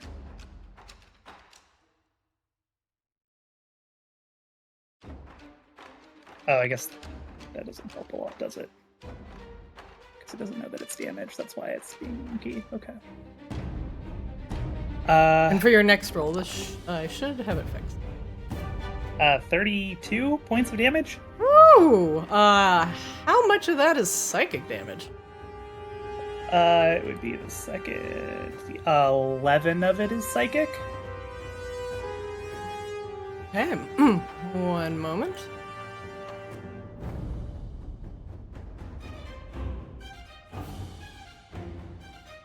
"21 points of damage go into the stone golem as you attack it from behind.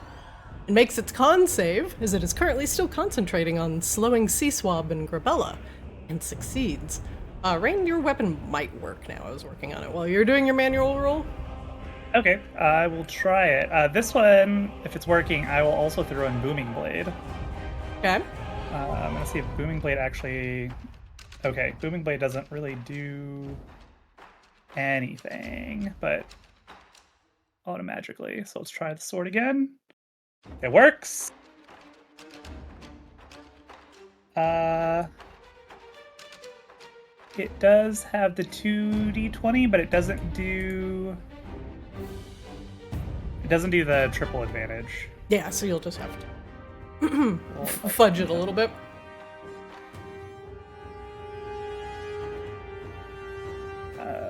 Okay, let me add the thunder damage here then, so it all goes in together. Perfect.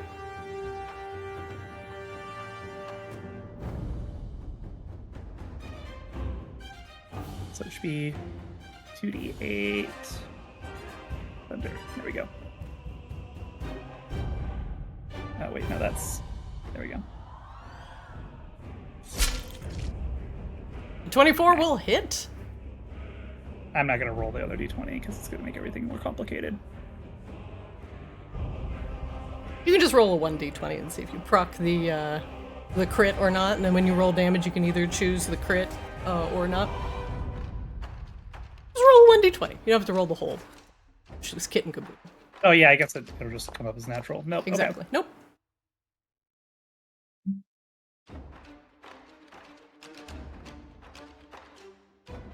Let's see the damage.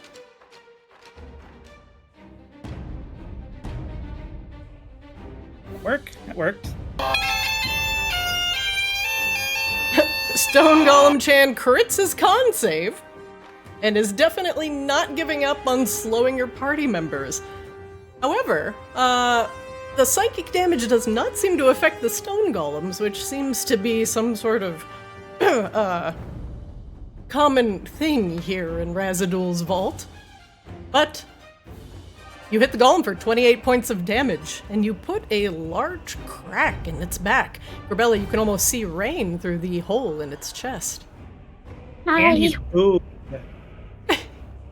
So if he moves, he go boom. He moves, he go boom. Alright, Raine, does that end your round? I think so. That was a lot of complex math. We can move on. Yeah, I think the homebrew weapons, because, like, Kozlo's Firebolt, which I fixed, also had the same problem, so I'll have to go through the character sheet and fix some things with that update. But that is good to know. Next up, Kozlo! The noise of the forge dies down, and you can hear the wailing of your friends, including Sea Swab, who sounds like he's going through a long and slow tunnel. Oh. Alright. I am the hero of the storm.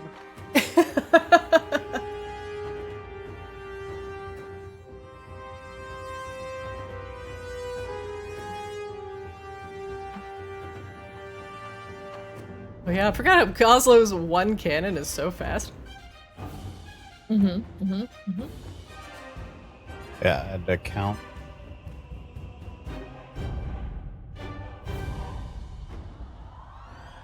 And for your movement, Kozlo, if you are moving and it turns yellow, that is out of your movement range. So anything in the green is totally fine to go. Yeah. I think I'm gonna have to dash though, because I cannot see shit from here. Seems good. Kozlo, hurry, we're locked in Mortal Kombat. Oh God! Wait, which one? It's important. 8. Oh God! Oh god, it's awful. I think that's all I can do. All right. Grebella, you're up. You're slow. Don't worry, guys. I'm back for blood. Grebella, you're up. You are slowed and raging. What are you doing? Grebella, you make that save at the end of your turn. Okay, fair enough. In which case, we boop. All right, you're currently flanking, so you'll have advantage on this attack. That'll hit. And how?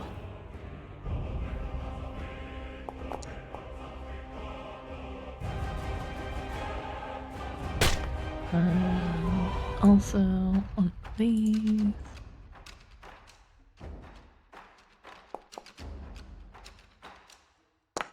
Woo! Alright, give me damage on the main hit as well. I rolled it. I don't know. Oh, it's asking me another question. Sure. There we go. There we go. Whole kit and caboodle!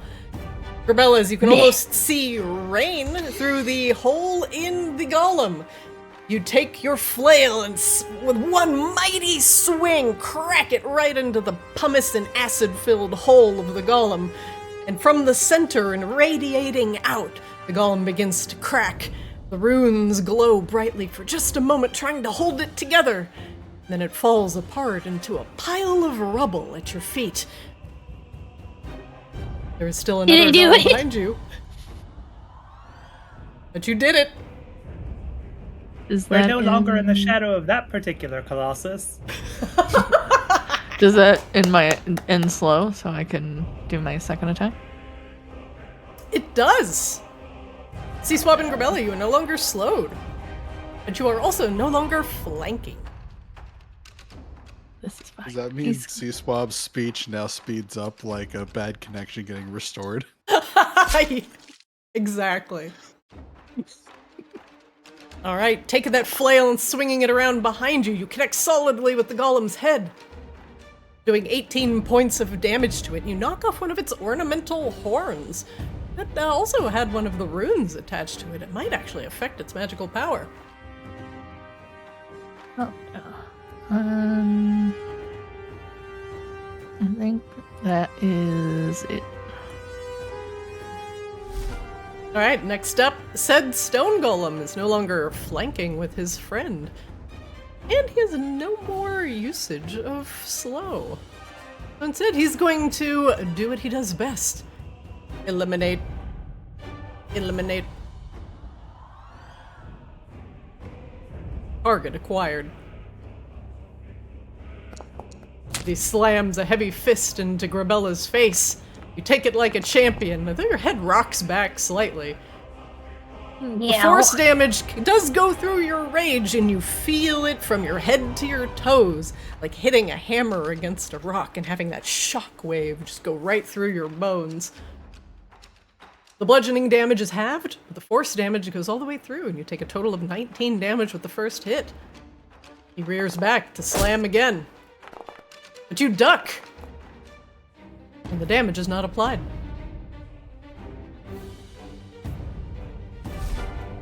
Sea Swab, you're up! You're no longer slowed! You feel your senses coming back to you ever so quickly.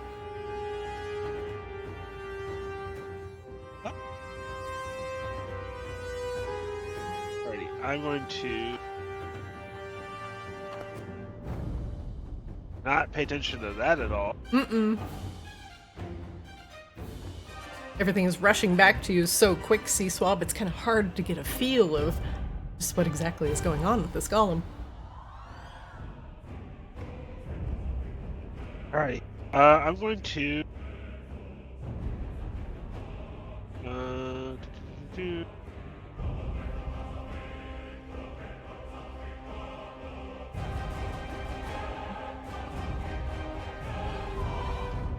Listen, if it ain't broke, don't fix it. Classic chromatic orb. How do I... Can I upcast this? Yeah, it should give you a prompt when you cast it.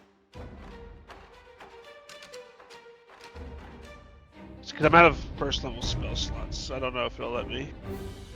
Yeah, it should. You'll have the option when you cast it, it'll prompt to what level you want to cast it at. It is not letting me. It's a cantrip, right? No, it's a first level spell. Ooh, let's see.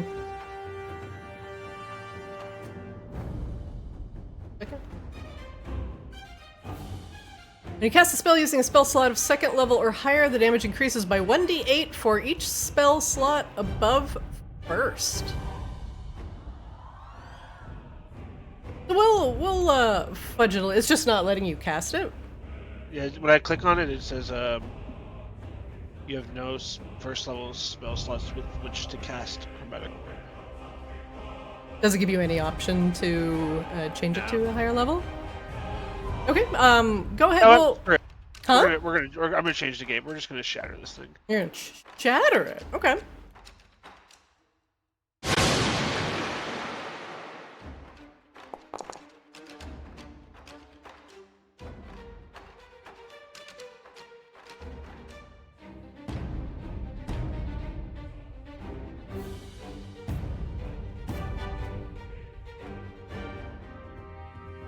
Are you able to place your shatter I thing? did. I did. It rolled. It's not roll damage. Try one more time, Sea Swab. I don't know why the game is so buggy today.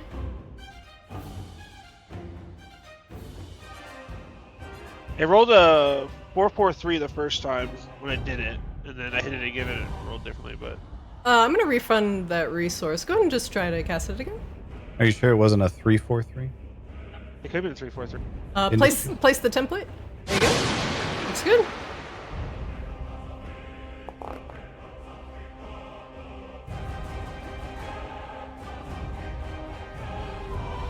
Why it's not prompting that? But I will make the con save.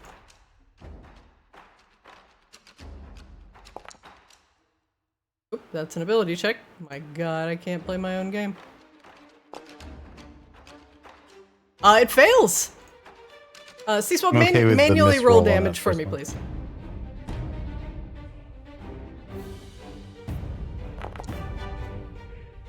Alright, thunder or... let's see, what is that? Force damage on shatter? Thunder damage. It is not immune to thunder damage. Oh my god. And hairline cracks once again appear throughout the form of the stone golem. If a Would that creature be made a war thunder? Oh my god! You issued the challenge. I did. He is also made out of inorganic materials such as stone, so he will make that con save with disadvantage, but he already failed. So, we'll let it slide. Sea Swab, anything else with your turn? Don't forget you are no longer slowed, so you have a bonus action, you've got some move. I just wanted him to feel that quake. Quake 2. Wow. That'll end my turn. Okay, and Sea Swab will have you reload, since it seems like reloading is fixing the issues. Wangdoodle, you're up! Okay. The acoustics I'm hearing are We do that too. making me think that I'm stumbling across a battle block theater. The heck, is that a game? Yes. This is no duck game. You take that back. We're doing serious business right now. We only inflict max pain. Alright. Just Duke Nukem. Come on, Wangdoodle, I believe in you. I'm glad somebody does. Alright, hold on. Because I'm going to lose them anyway. I already can't see them. He's going to shuffle there. Just look for the Another animal one back crossing. there. That's you! You two are the animals! Exactly. We're crossing. Wangdoodle is going to yeet some chaos at the golem. Alright, let's see it.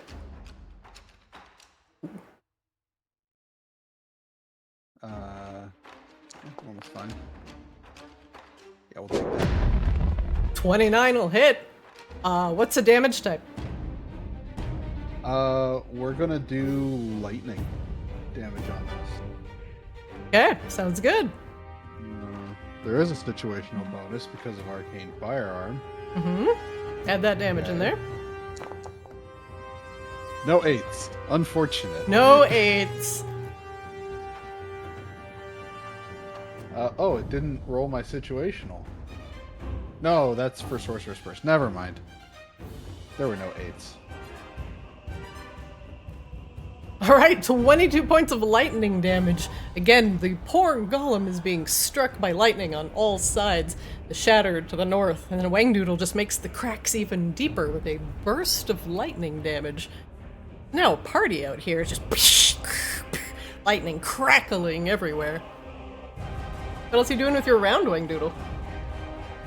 Well, I don't think I've got anything in terms of bonus action I can do. You know what? Let's insight. Why not? What would you like to know?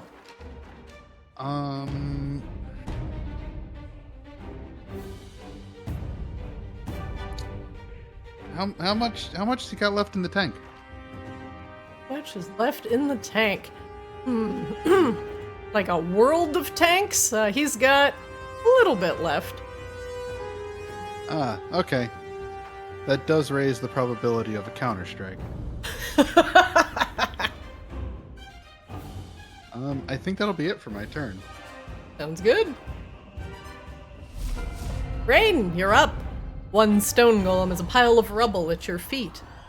Grebella turns to face the one to the north. What do you do?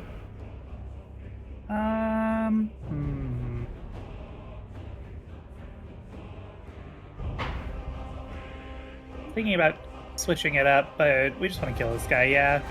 Don't want to deal with it anymore.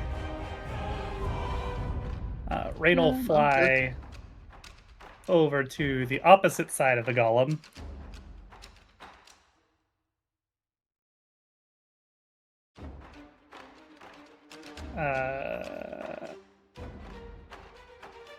There we go. I think.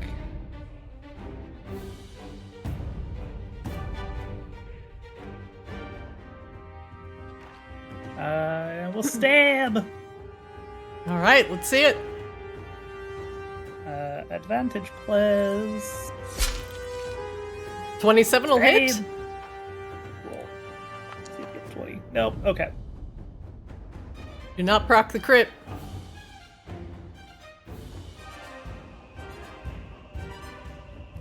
Go on. Normal. Roll. It's doing it. As it is immune to the psychic damage component of mana flow, the rest of it goes through. And you manage to just hammer away at those hairline cracks in order to take this tough stone golem down. The cracks aren't very deep. And your rapier is just a little dinky weapon, isn't it? Might take a little bit more than that, Raine. That's fine. We'll booming blade this one.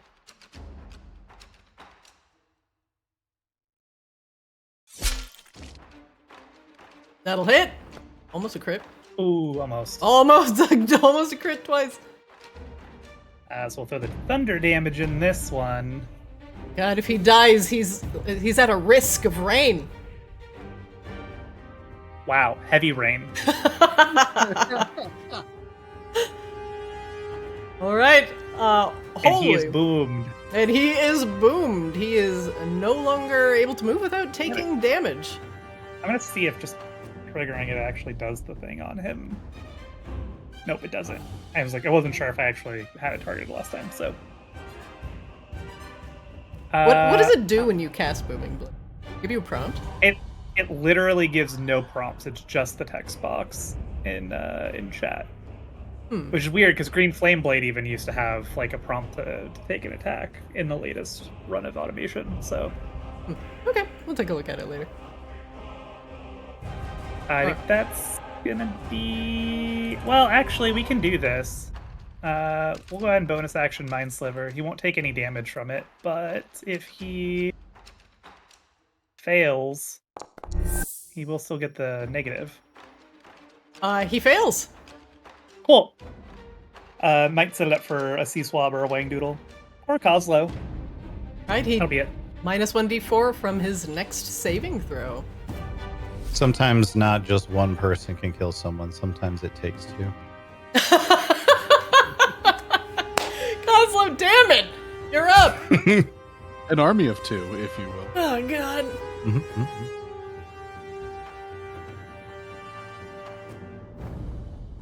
What are we doing, Gobmaster?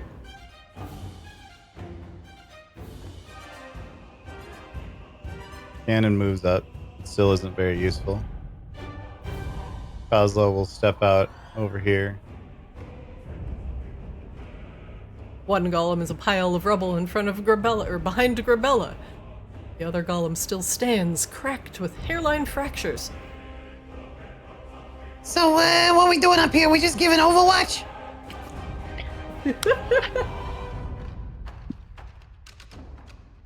No. Yeah, all right. Well, me and Grebella were just walking through these two big double dragon thingies. These don't look anything like dragons! Don't Don't worry. Don't worry I'm about about to give this guy's system a little shock. Oh my god. He's got a I'm gonna real go with dark Mega soul. Man instead of dragons. These Mega Men. These are some Mega Men. Well, They got a real dark soul. Some kind of altered beast. Again, the beast.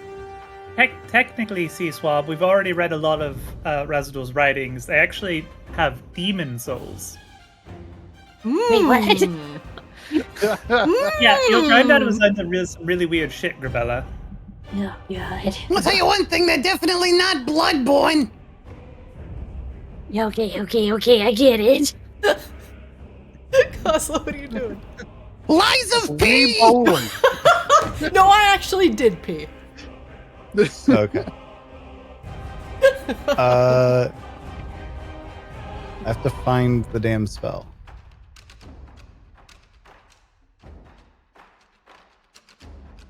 I put a bunch of spells on my hotbar ages ago, and I don't remember why I put half of them there. Where in the world okay. is Carmen San Diego? Right. Sorry, This Kozlo, is do you need a spell break?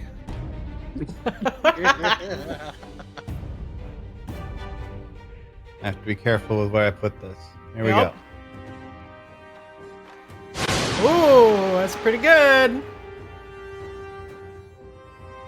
All right, Golem will make a con save with disadvantage. Yes. 3 and a 2, solid. Minus 1d4. We're going into the negatives, friends.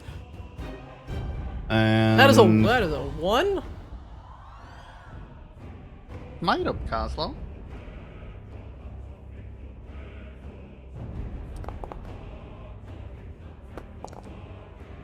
He's smit. He is smit. This will probably be his final fantasy.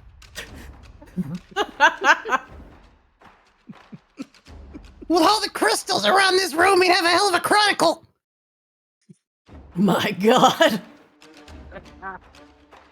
The fractures in the golem's body become ever so wider as you shatter it over and over again.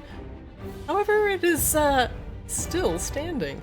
It's like death stranding. Anyway. Kozlo, what else are you doing with your round? I guess that's it.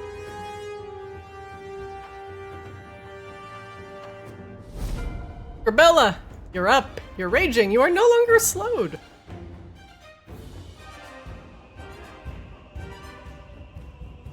Coming to beat up.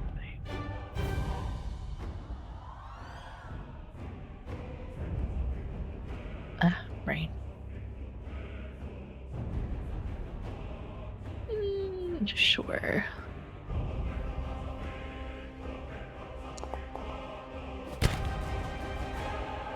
Uh, 29 will absolutely hit. Looks like you used reckless attack. Yes.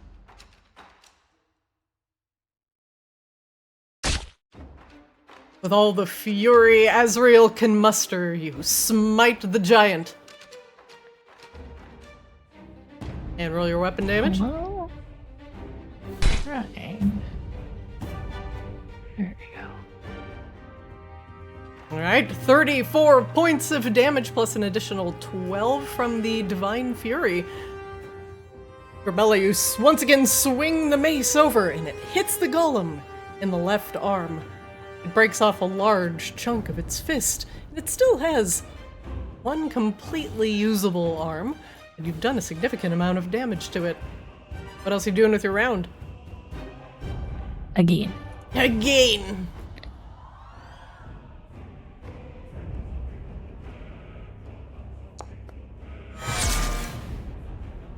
That'll hit.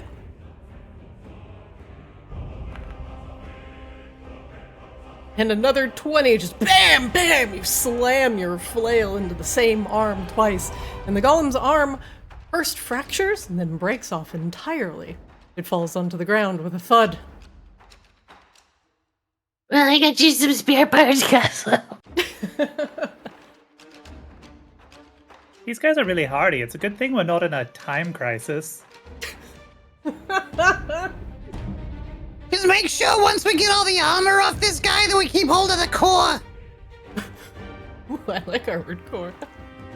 Grebella, does that end your round? Yes. Alright, next up, the stone golem. With its only good arm, it pulls back and takes a few choice swings at Grebella.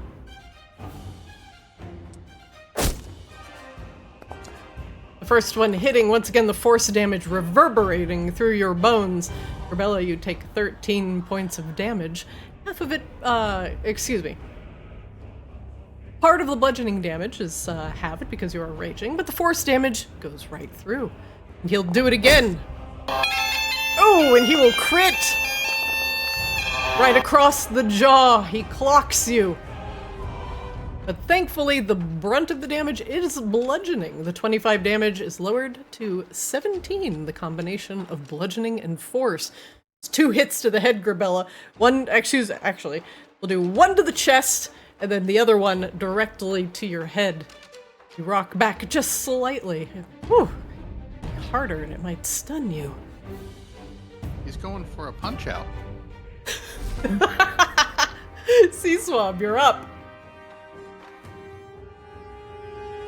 Golem is just hammering away at Grebella. Now he's entered the streets of rage.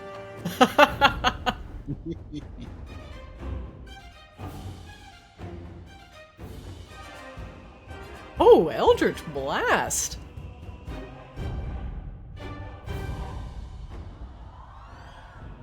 That'll miss.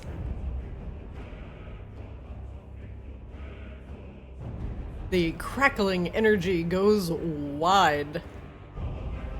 Well,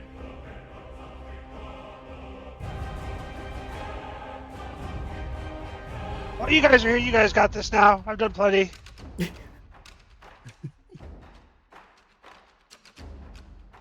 Playing Burnout Paradise here. Sea Swab, does that end your round? Yeah, I have nothing. Okay. Wangdoodle, you're up. All right. You know, it worked so well last time. Let's just do it again. Let's see what we got.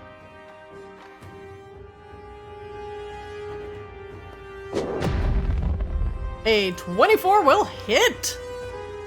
As you send the bursting damage arcing towards the golem.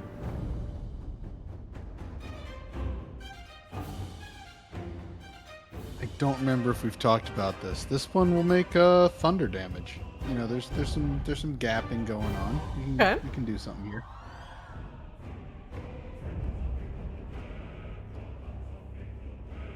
Roll that dam.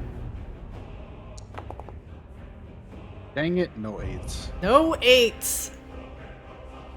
But a solid bolt of thunder goes rocketing through the golem, and it shakes and trembles, losing more cohesion.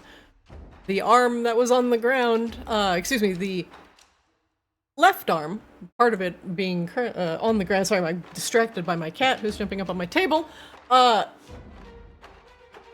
cracks begin to form through the golem from the arm that fell off.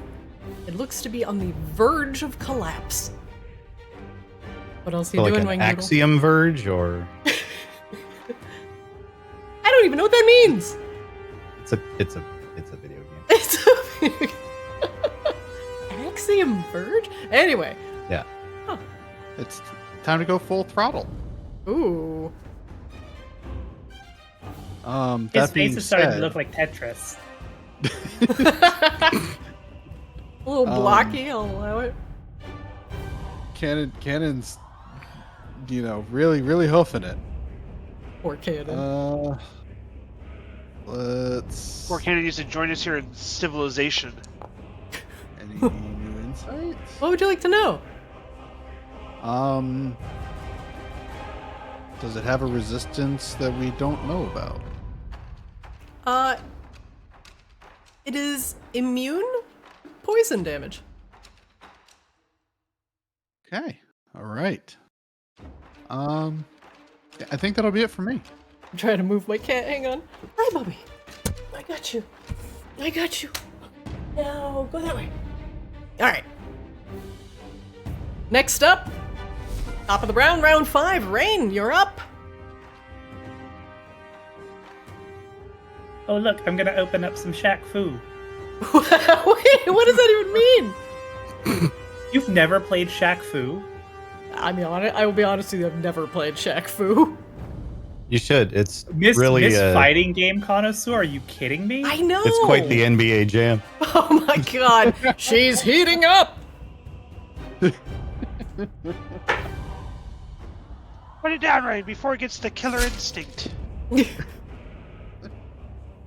Oh, we already got rid of one of his Super Smash Bros. That is true. Specifically in Melee, as I recall. That'll hit, doesn't crit. The first strike minus the psychic damage does 17 damage to the golem, widening the cracks in its core. Its armored core. Already did that one. Listen, you used Overwatch twice. I get this one. Well, there's 2 Overwatches. We're gonna No, throw there's Booming only Tails. one Overwatch. Let's be real. You're actually correct. No crit, but still hits. No. Nope, that's not the one I want. Where's my thunder macro? There's thunder macro. Doo. All right, Raine, you find the deepest crack that's coming from its fallen left arm. You jam your rapier in it and give it a twist. Although the psychic damage doesn't go rocketing through, rocketing league-like, I don't know, through the column. You guys are Looks actually like he's killing Red me. Dead, but no redemption. Oh my god, I'm going to throw up. Okay, if you didn't get it, our Bomberman would have, because Kozlo is up next. Oh, well, however, the 2 golems have gone down, and there is no redemption for these Red Dead fellows. No. Now only 2 piles of rubble lay at their feet. The combat with the stone golems is over.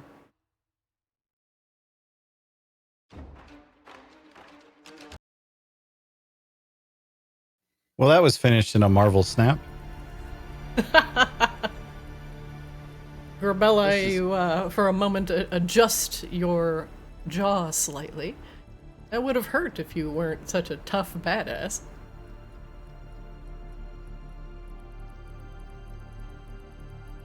The giant metal doors leading up to the quenching facility are now open.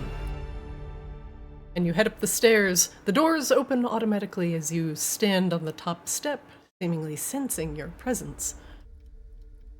As you walk towards the quenching area, the overwhelming sound of falling water can be heard all around you.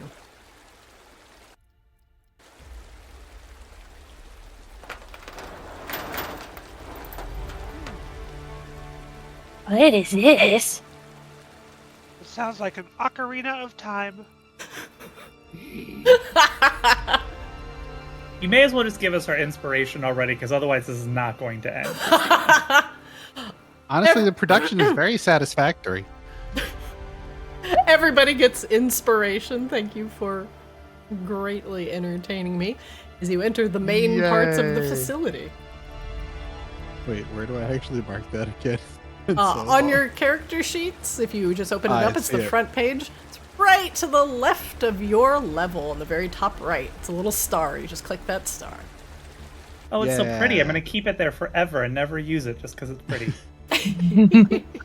I apparently already had one, and I just didn't know it. Wangdoodle! I've done all these puns for nothing. Wangdoodle, You do it for the Grebella, Sea love of the Swab, game. Kozlo, and Raine. Please all make me perception checks, please.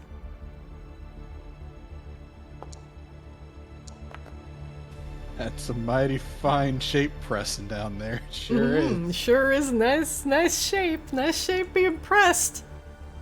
Oof. You're very breast shape. Wow, Sea Swab. As you enter and look around, You see a folded piece of torn notebook paper on the directly to the south.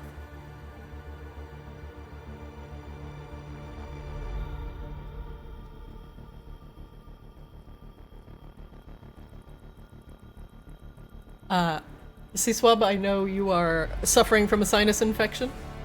Would you like to read, or would you like me to read it? Looks like trash. I'll just throw it away. No, I'm just kidding. Oh, papers, But please. I will. So Sea Swab definitely noticed a word here in bold, and his eyes are going to get very big, and then he's going to look at Grebella, and look down at the paper, give it a little shake, make sure he read it correctly. Look back at Grebella, look back at the paper, and starts reading. And I'll let you take it from there. Greatest forge is not of fire and ore, but of design. The city of brass now shudders beneath my banner, or at least the corner of it I now call the Ironhold. Narcissa, Macaris, Garnisha, they have done well. The Afridi of the Western Palisade bend the knee, or at least grit their teeth and pretend to. I owe them something for this. Gift. Bargain. But the truest bargain I strike today is not with them, it is with the Hells. The emissaries of Dispater came cloaked in law and clad in brass, their infernal contracts thicker than the spellbooks, written in inks that glimmer with memory. We bartered for knowledge, the forging of the perfect alloy, a brass not merely resistant to magic, but capable of anchoring souls, repelling divination, and remaining intact, even within the chaos of planar tides. In return, I agreed to a price I find acceptable. A portion of the souls harvested in my designs, minted into soul coins for the 9 Hells' ever-thirsting markets. Let the damned pay their own fare to damnation. They need only a tithe, enough to satisfy Dispater's ledger. They think they are clever, these devils. They see me and wonder what leverage they hold. But I am Tao. I have no soul to trade. Yet I am not without caution. I know the danger. The devils gain too much influence here if they spread like rust in the grain of earth and flame. They could seize power meant for me. I have long planted the seeds of my own safeguards. Mortal consorts. Fragile, perhaps. Powerful in the right configuration. Garnisha. She was the strongest of them. Willful, tenacious, hair like that of polished rubies. She bore me a daughter, Grebella. And so when Garnisha stood before me, pleading for her daughter's protection, I made my first wish, granting not as a trap, but as a calculated solution. I granted her request, that Grebella would always return when Arctis faces destruction, reincarnated, relentless, earthbound vengeance shaped anew. Was it purely logical? Of course. And yet, sometimes in the furnace's quiet hum, I think of Garnisha's face. The way her voice cracked, the way her eyes filled with sorrow and hope, mixed like sand and oil. Perhaps I gave her too much. Still, Grebella will be a weapon if the Hells reach too far. My lineage, half bound to mortal soul and Earth's unyielding strength. When the flames rise too high, she will be there. When the demons stretch towards the vaults of power, she will return. She will never know me, but she will serve my final purpose. The alloy is not perfect yet, but soon. Soon.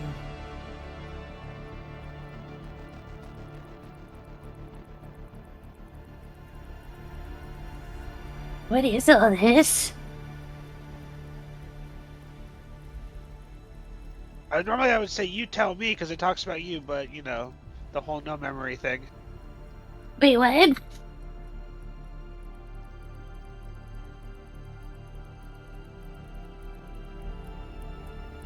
It looks like they wanted to make you into a weapon.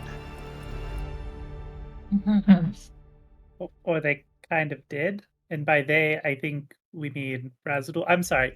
I'm very confused now. Is Razadul your dad or your grandpa? Or is he not really related in any way? I'm very confused. It says Or just like a Back to the Future thing where it's both. It says in the notes, Grebella's grandfather. Oh. So Garnisha is his daughter? Intriguing.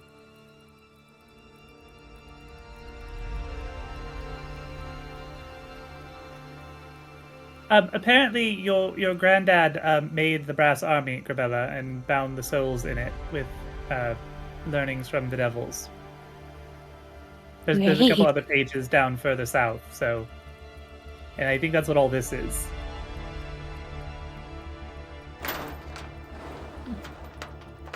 Can I like touch any of this armor or pick it up or look at it? I'd recommend trying at least on this side. Best attempt it has to be cool. But, you know, it might be in the next room. Do you know where the entrance is? There's a door up here. I mean, I'll be honest, we've just been kind of moving forward until something stops us.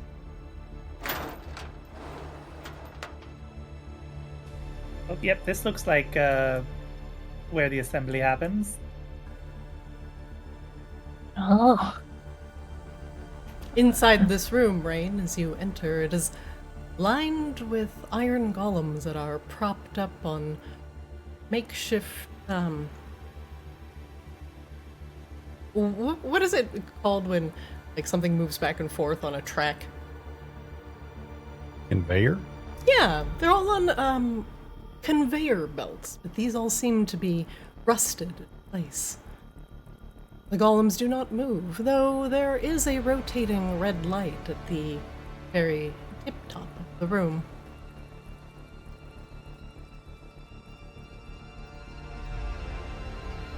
Hey, Kozlo, can Yeah. you still detect magic? Um, You might want to take a look at these and see if they're functional yet or not.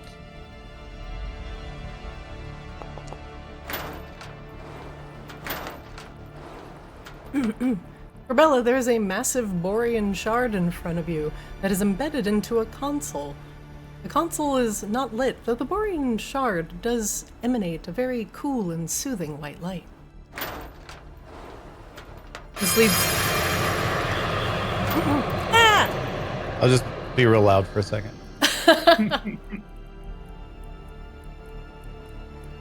there's a really pretty Borean shard here, but it's a door I can't open. There's another note here on the ground.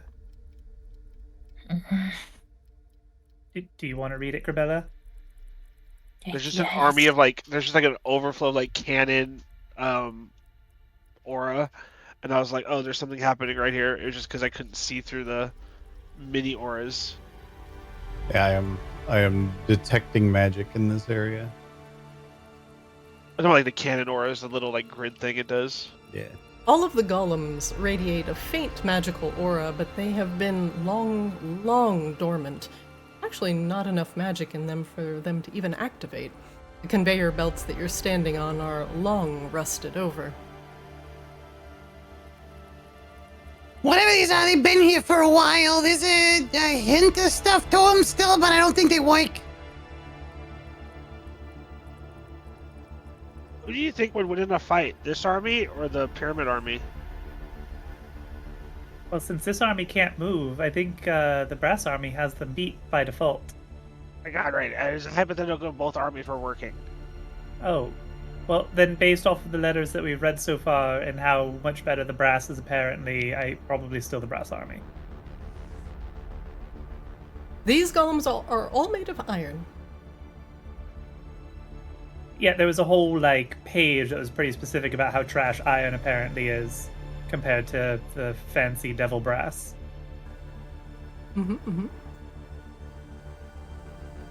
Grebella, in the corner, hidden between a few of these iron golems, was another piece of paper that was once folded, lying face down on the floor.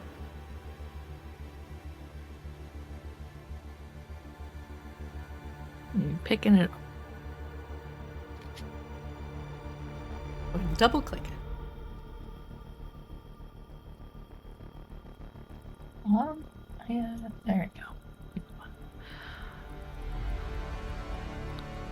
Would you like The to read perfect it? ally is more than metal. It is the culmination of years of metallurgy, soulcraft, and infernal negotiation. Yes, even that. I do not flinch to write it. They understand what the mortals fear. Souls are energy. Untapped, unending. What we Dao have always mined from the ground, they extract from the flesh. I bargained for the knowledge to bind the soul to the elemental servants eternal, unshackled from sleep, hunger, or rebellion. This required more than heat, it required the furnace. On the borders of flame and stone, where even gods fear to stand, there I learned the brass could be melted with infernal latticework, wresting divination, resisting the call of death itself. Properties of the ally: magic, especially necromancy and soul manipulation, bonds with the resonance of soul, holding it eternally. Only forged in exceptionally hot furnaces such as the Plane of Fire or the Nine Hells, pure forges reject all the alloy as unnatural. I saw a future for our kind. No more petty slave auctions, no more rebellions of flesh. Brass is obedient. I know the Great Khan will call it heresy. He binds tradition like chains, but I say, what is sovereignty without property? Brass would bend knee to us. If you are reading this, granddaughter, or anyone else, you know that I never sought ruin, perfection. If you come to destroy what I've made, I only ask. What I built was not evil, eternity. Razadul, Khan Razadul, Iron, the ally.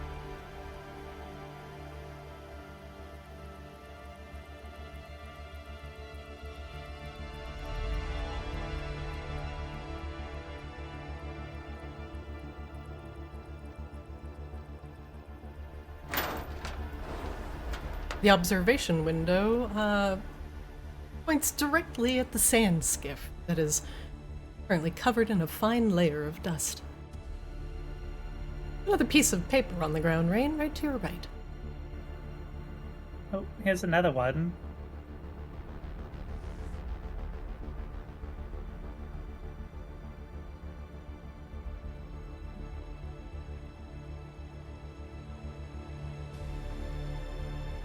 Entry 124, the Poison Regions. Poison is most effective when it tastes is sweet and its purpose misunderstood. They call themselves regents, these petty lords and self-proclaimed pharaohs of Feronia. Bitter desert tyrants ruling over wind-scoured palaces and jeweled tombs, each one dreaming of eternal reign while draped in silk and venom. I offered them brass. Not just metal, living brass. Gleaming automatons, forged in the furnaces and tempered in the purest of elements. I told them it was a gift, that these eternal warriors would bring them dominance, secure their legacies, and entomb their enemies in silence. But I did not give them dominion, I gave them bait. I knew how they would respond, greedily, hungrily, like scorpions in heat. They turned on one another before the first golem cooled from the forge. Their wars deepened, assassins, poisoners, blades in the dark. Blood ran thick through the diamond dunes, and their ancient cities bloated with the dead. Souls.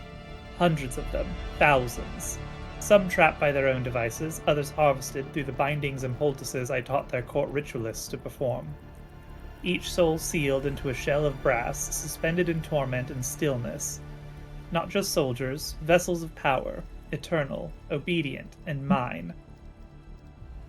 The Great Khan, Kabril Ali al-Sarah al-Zalazal, sits high atop his jeweled throne, blind to the rust forming beneath him. He keeps the old laws, he clings to mortal slaves, to endless drudgery, to ancient ritual. But I have seen the path forward. Why should the Tao rely on flesh that rots and minds that rebel? Why must we forever forge chains when we could instead forge obedience? I will end the age of slavery, not out of mercy, but out of efficiency. The city of brass and the city of jewels will both bow. The eternal war between fire and earth will end, and I, Razadul Ironvein, will be the axis upon which both revolve. The brass army awaits beneath the sands. When the time is right, the perfect alloy will sing. I don't know, guys. It did a lot to claim he wasn't evil, but I kind of feel like that sounds pretty evil to me. Like I think I've killed people for less in Maginox. Yeah. I mean, evil is kind of, subjective, right? Kozlo, can you open this door?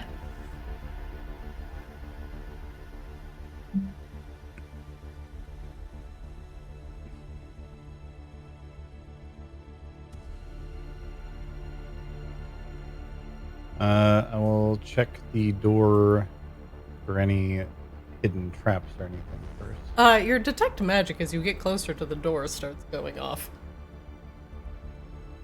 There is some Can I sort sense- of rune bound to this door that protects the insides. You try to force it open or pick the lock. The rune will activate. And judging by the magic, it will explode into shards of earth, granite, rock. There's the familiarity to the runes here that remind you of other things in Razidoul's research vault. Most likely some earth-based magic is going to emanate out if you try and force the door open. However, unlike most of the other doors, this one does have a handle and a small keyhole. It looks like Raine's iron key would fit in there, but as she had just tried it, it doesn't seem to turn the lock.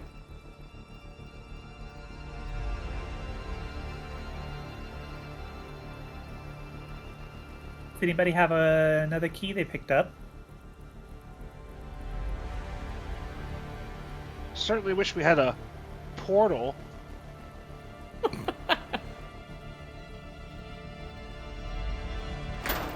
This door opens to the bridge that goes to the sand skiff. I don't have a key. Raine, as you enter the sand skiff, there are more iron golems here, all prepped for transportation.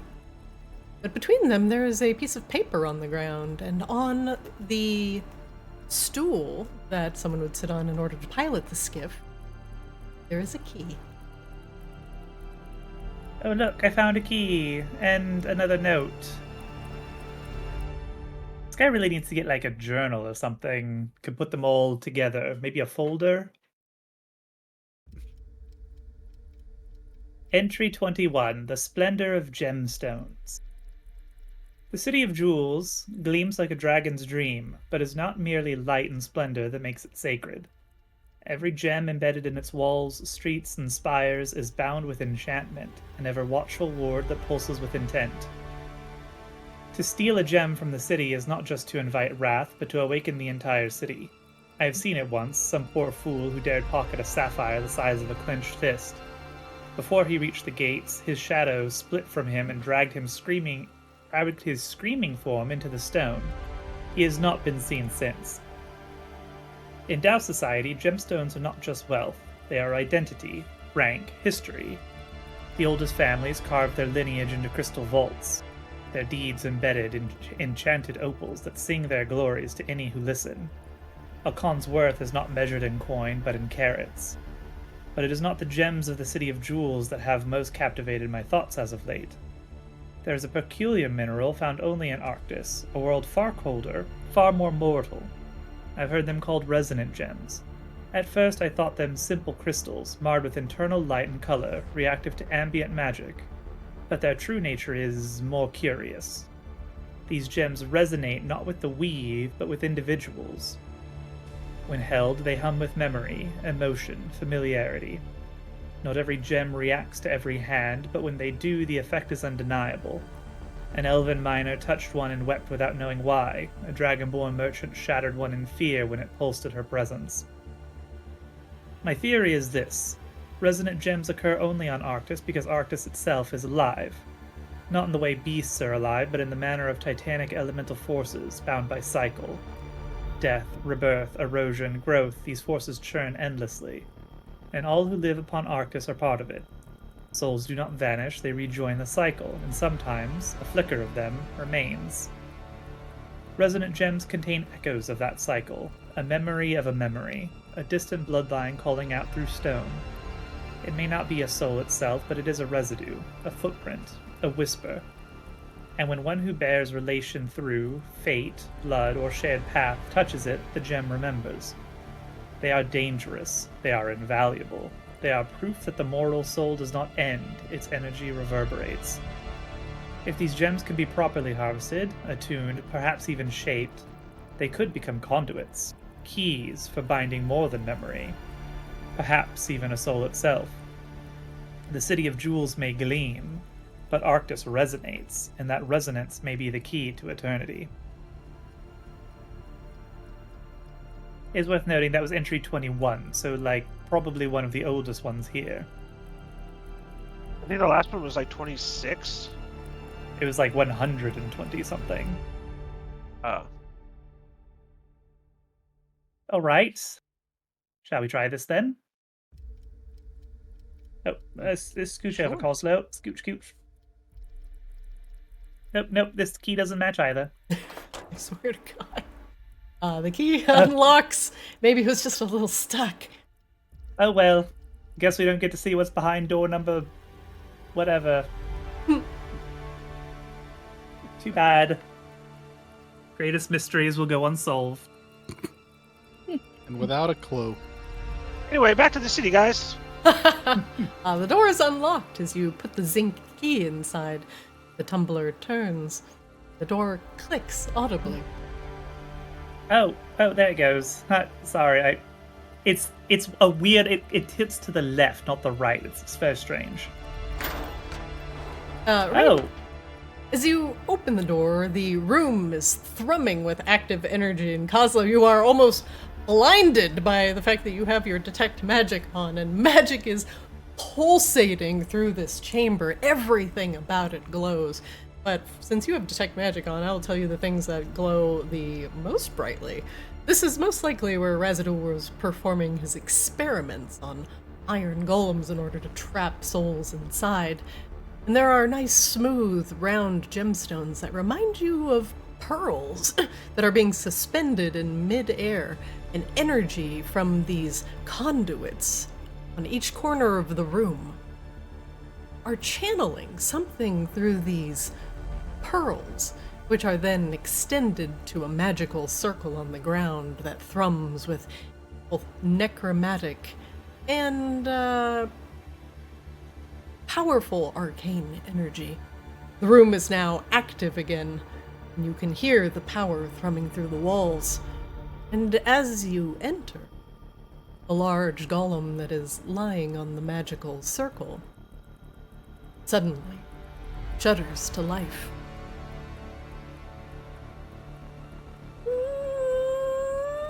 The iron golem sits up from its place prone and picks up a very large ornamental sword that was sitting at its side. It's making a low droning noise as it processes the situation, and the conduits of energy that were thrumming into the golem are now directly coursing through it from head to toe visibly. Purple spots of arcing light and power. It's almost blinding. The golem gets to its feet with a rusty creak, and without much hesitation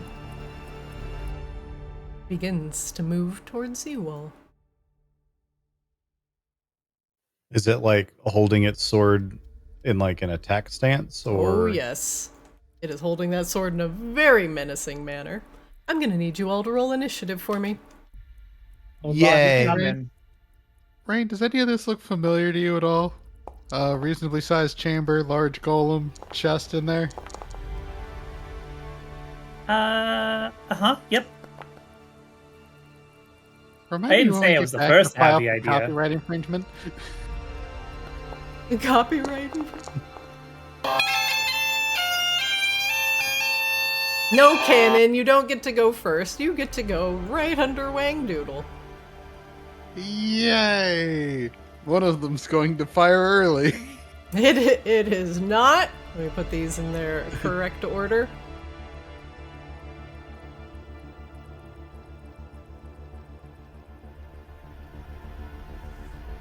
All right, one moment, please.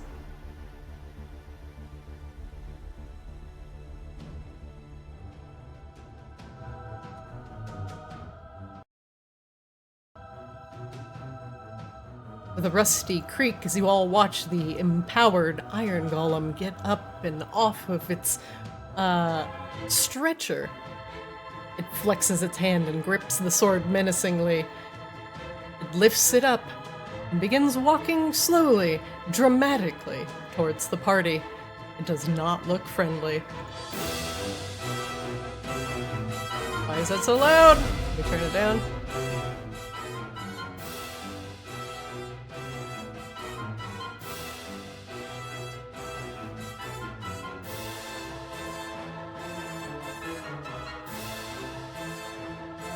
Alright, Raine, you're up!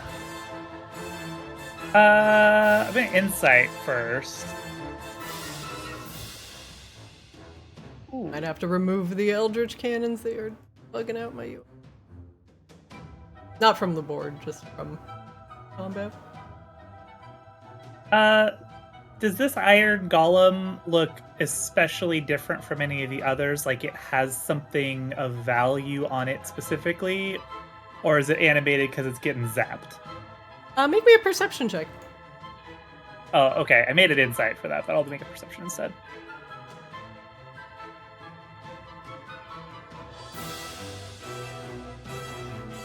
You see runes that are scrawled on the outside of the body, but doesn't make it visibly too different from the other iron golems that you saw in the previous room.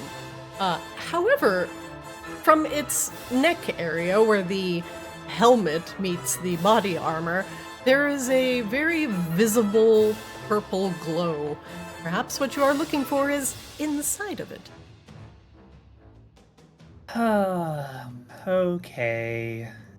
Well...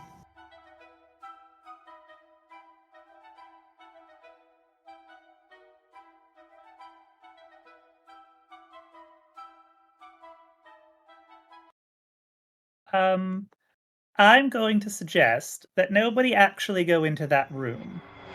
And we also don't let that thing out. So, Kozlo, you might want to step back a smidge. And Raine is going to reach up to her crown and pluck one of these stars from her crown, brush it in the palm of her hand, and throw what looks like a little swirling black bead at the iron golem. Oh, Raine, what does this do? This is Dark Star. And can I... Yeah, I can perfectly get it right there, aligned with the exit. So this little black bead strikes a little bit behind the iron golem and starts swirling like a singularity and starts sucking everything into it. And actually, as it sucks everything in, it sucks even the light in. Everything kind of becomes dark. Creature with dark vision cannot see through the magical darkness. Yes. But our boys with, like, witch sight and shit like that can. Yes, they can. And yeah, I think it does damage to start. Does. Any creature that enters the spell's area for the first time on a turn or starts its turn there must make a con save. Alright, I'll go ahead and roll damage. 8d10 force. Yeah, that seems good. Iron Golem will make the save. And fails with a 14. He takes 8d10 force damage as he is sucked in by the singularity. You're like crunching and twisting metal. Because we can't see it. It sounds worse than the cacophony of noise that you heard from the iron forges. That was more melting and squealing and crunching and quenching. This is mostly the crunching and the squealing.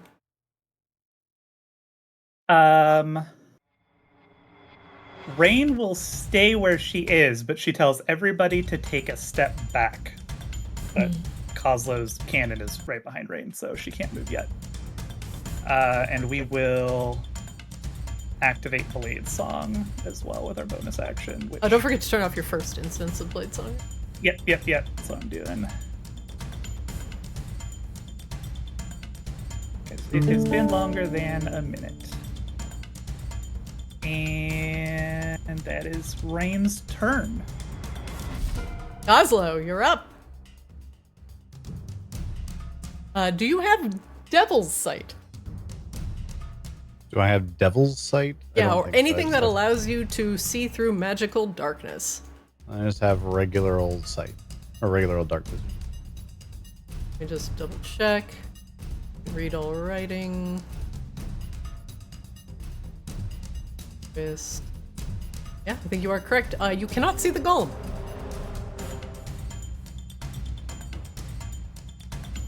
Everything in that room is pitch black, just a swirling void of magic.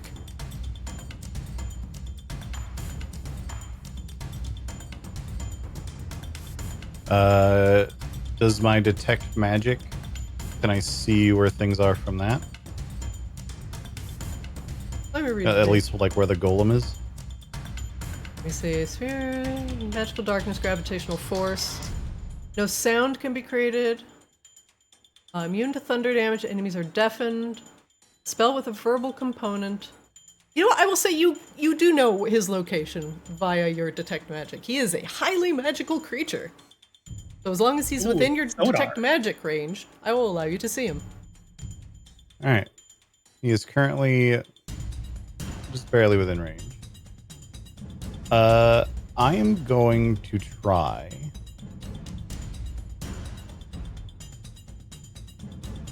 a dispel magic on him. Okay.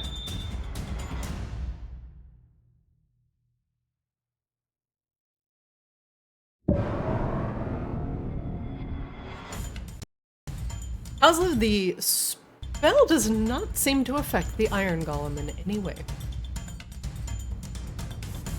Neat. Okay. Secondary plan. I will command the Eldritch Cannon to shoot at it.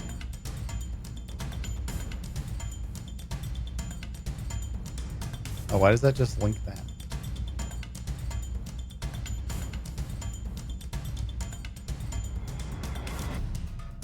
Oh, does it not have the buttons on it? It doesn't have buttons Oh on my it. god, I'm gonna have to go back and fix all of these guys. I apologize, Kozlo, you're gonna have to do it manually. Okay. God, I have to remember what my modifiers and shit for this are. Second.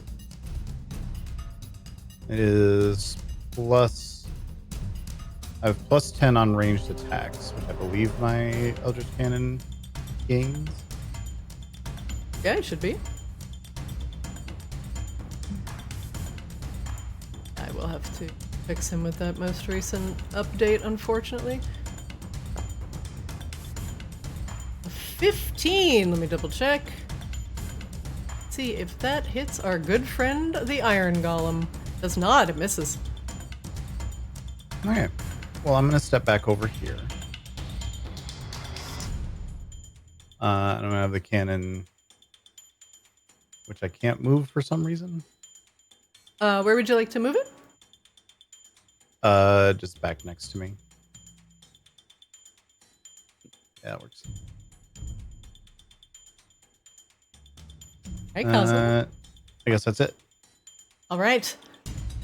Since it is 9 p.m., that means it is the end of the session, and we will resume the battle with the Iron Golem next week. Curiously, inside the room before you filled it with darkness, Raine, you saw a large brass-bound chest, and on the conveyor belt behind it, a final piece of paper. What could possibly be written on it? Actually something useful this time, as opposed to pages upon pages of musings and lore? Who knows? But we'll find out next week as we commence the final battle with Razidoul's Iron Golem. and see if you can triumph. For now, On Arctis Ball Z. on Arctis Ball Z! Maybe that we just- page has the Stanley parable. You thought we were done. Oh! But that is going to be it for tonight, everybody. Thank you for joining me for the session. Thank you all for being here. Greatly appreciated. We will pick it up next week, and I hope to see you here. But until then, that's it for Arctis. Bye. Thank you, Night, guys. y'all. Have a good night, everyone. everybody. See ya. Good night. All right, chat. That is it for Arctis today. Whoa! We're gonna pick that up next week. Apparently, I've got some fixing to do with some of my PC's custom skills. Apparently, with the recent update, it seems to have borked some things, so I'm gonna spend some time this week to make sure things are fixed. But until then, if you want to catch up on the VODs, you can watch them in full on Arctis DD on YouTube. We are a really small D&D channel, so if you enjoyed watching or just lurking and hanging out, go give us a follow. Doesn't cost anything, and I'll love you forever.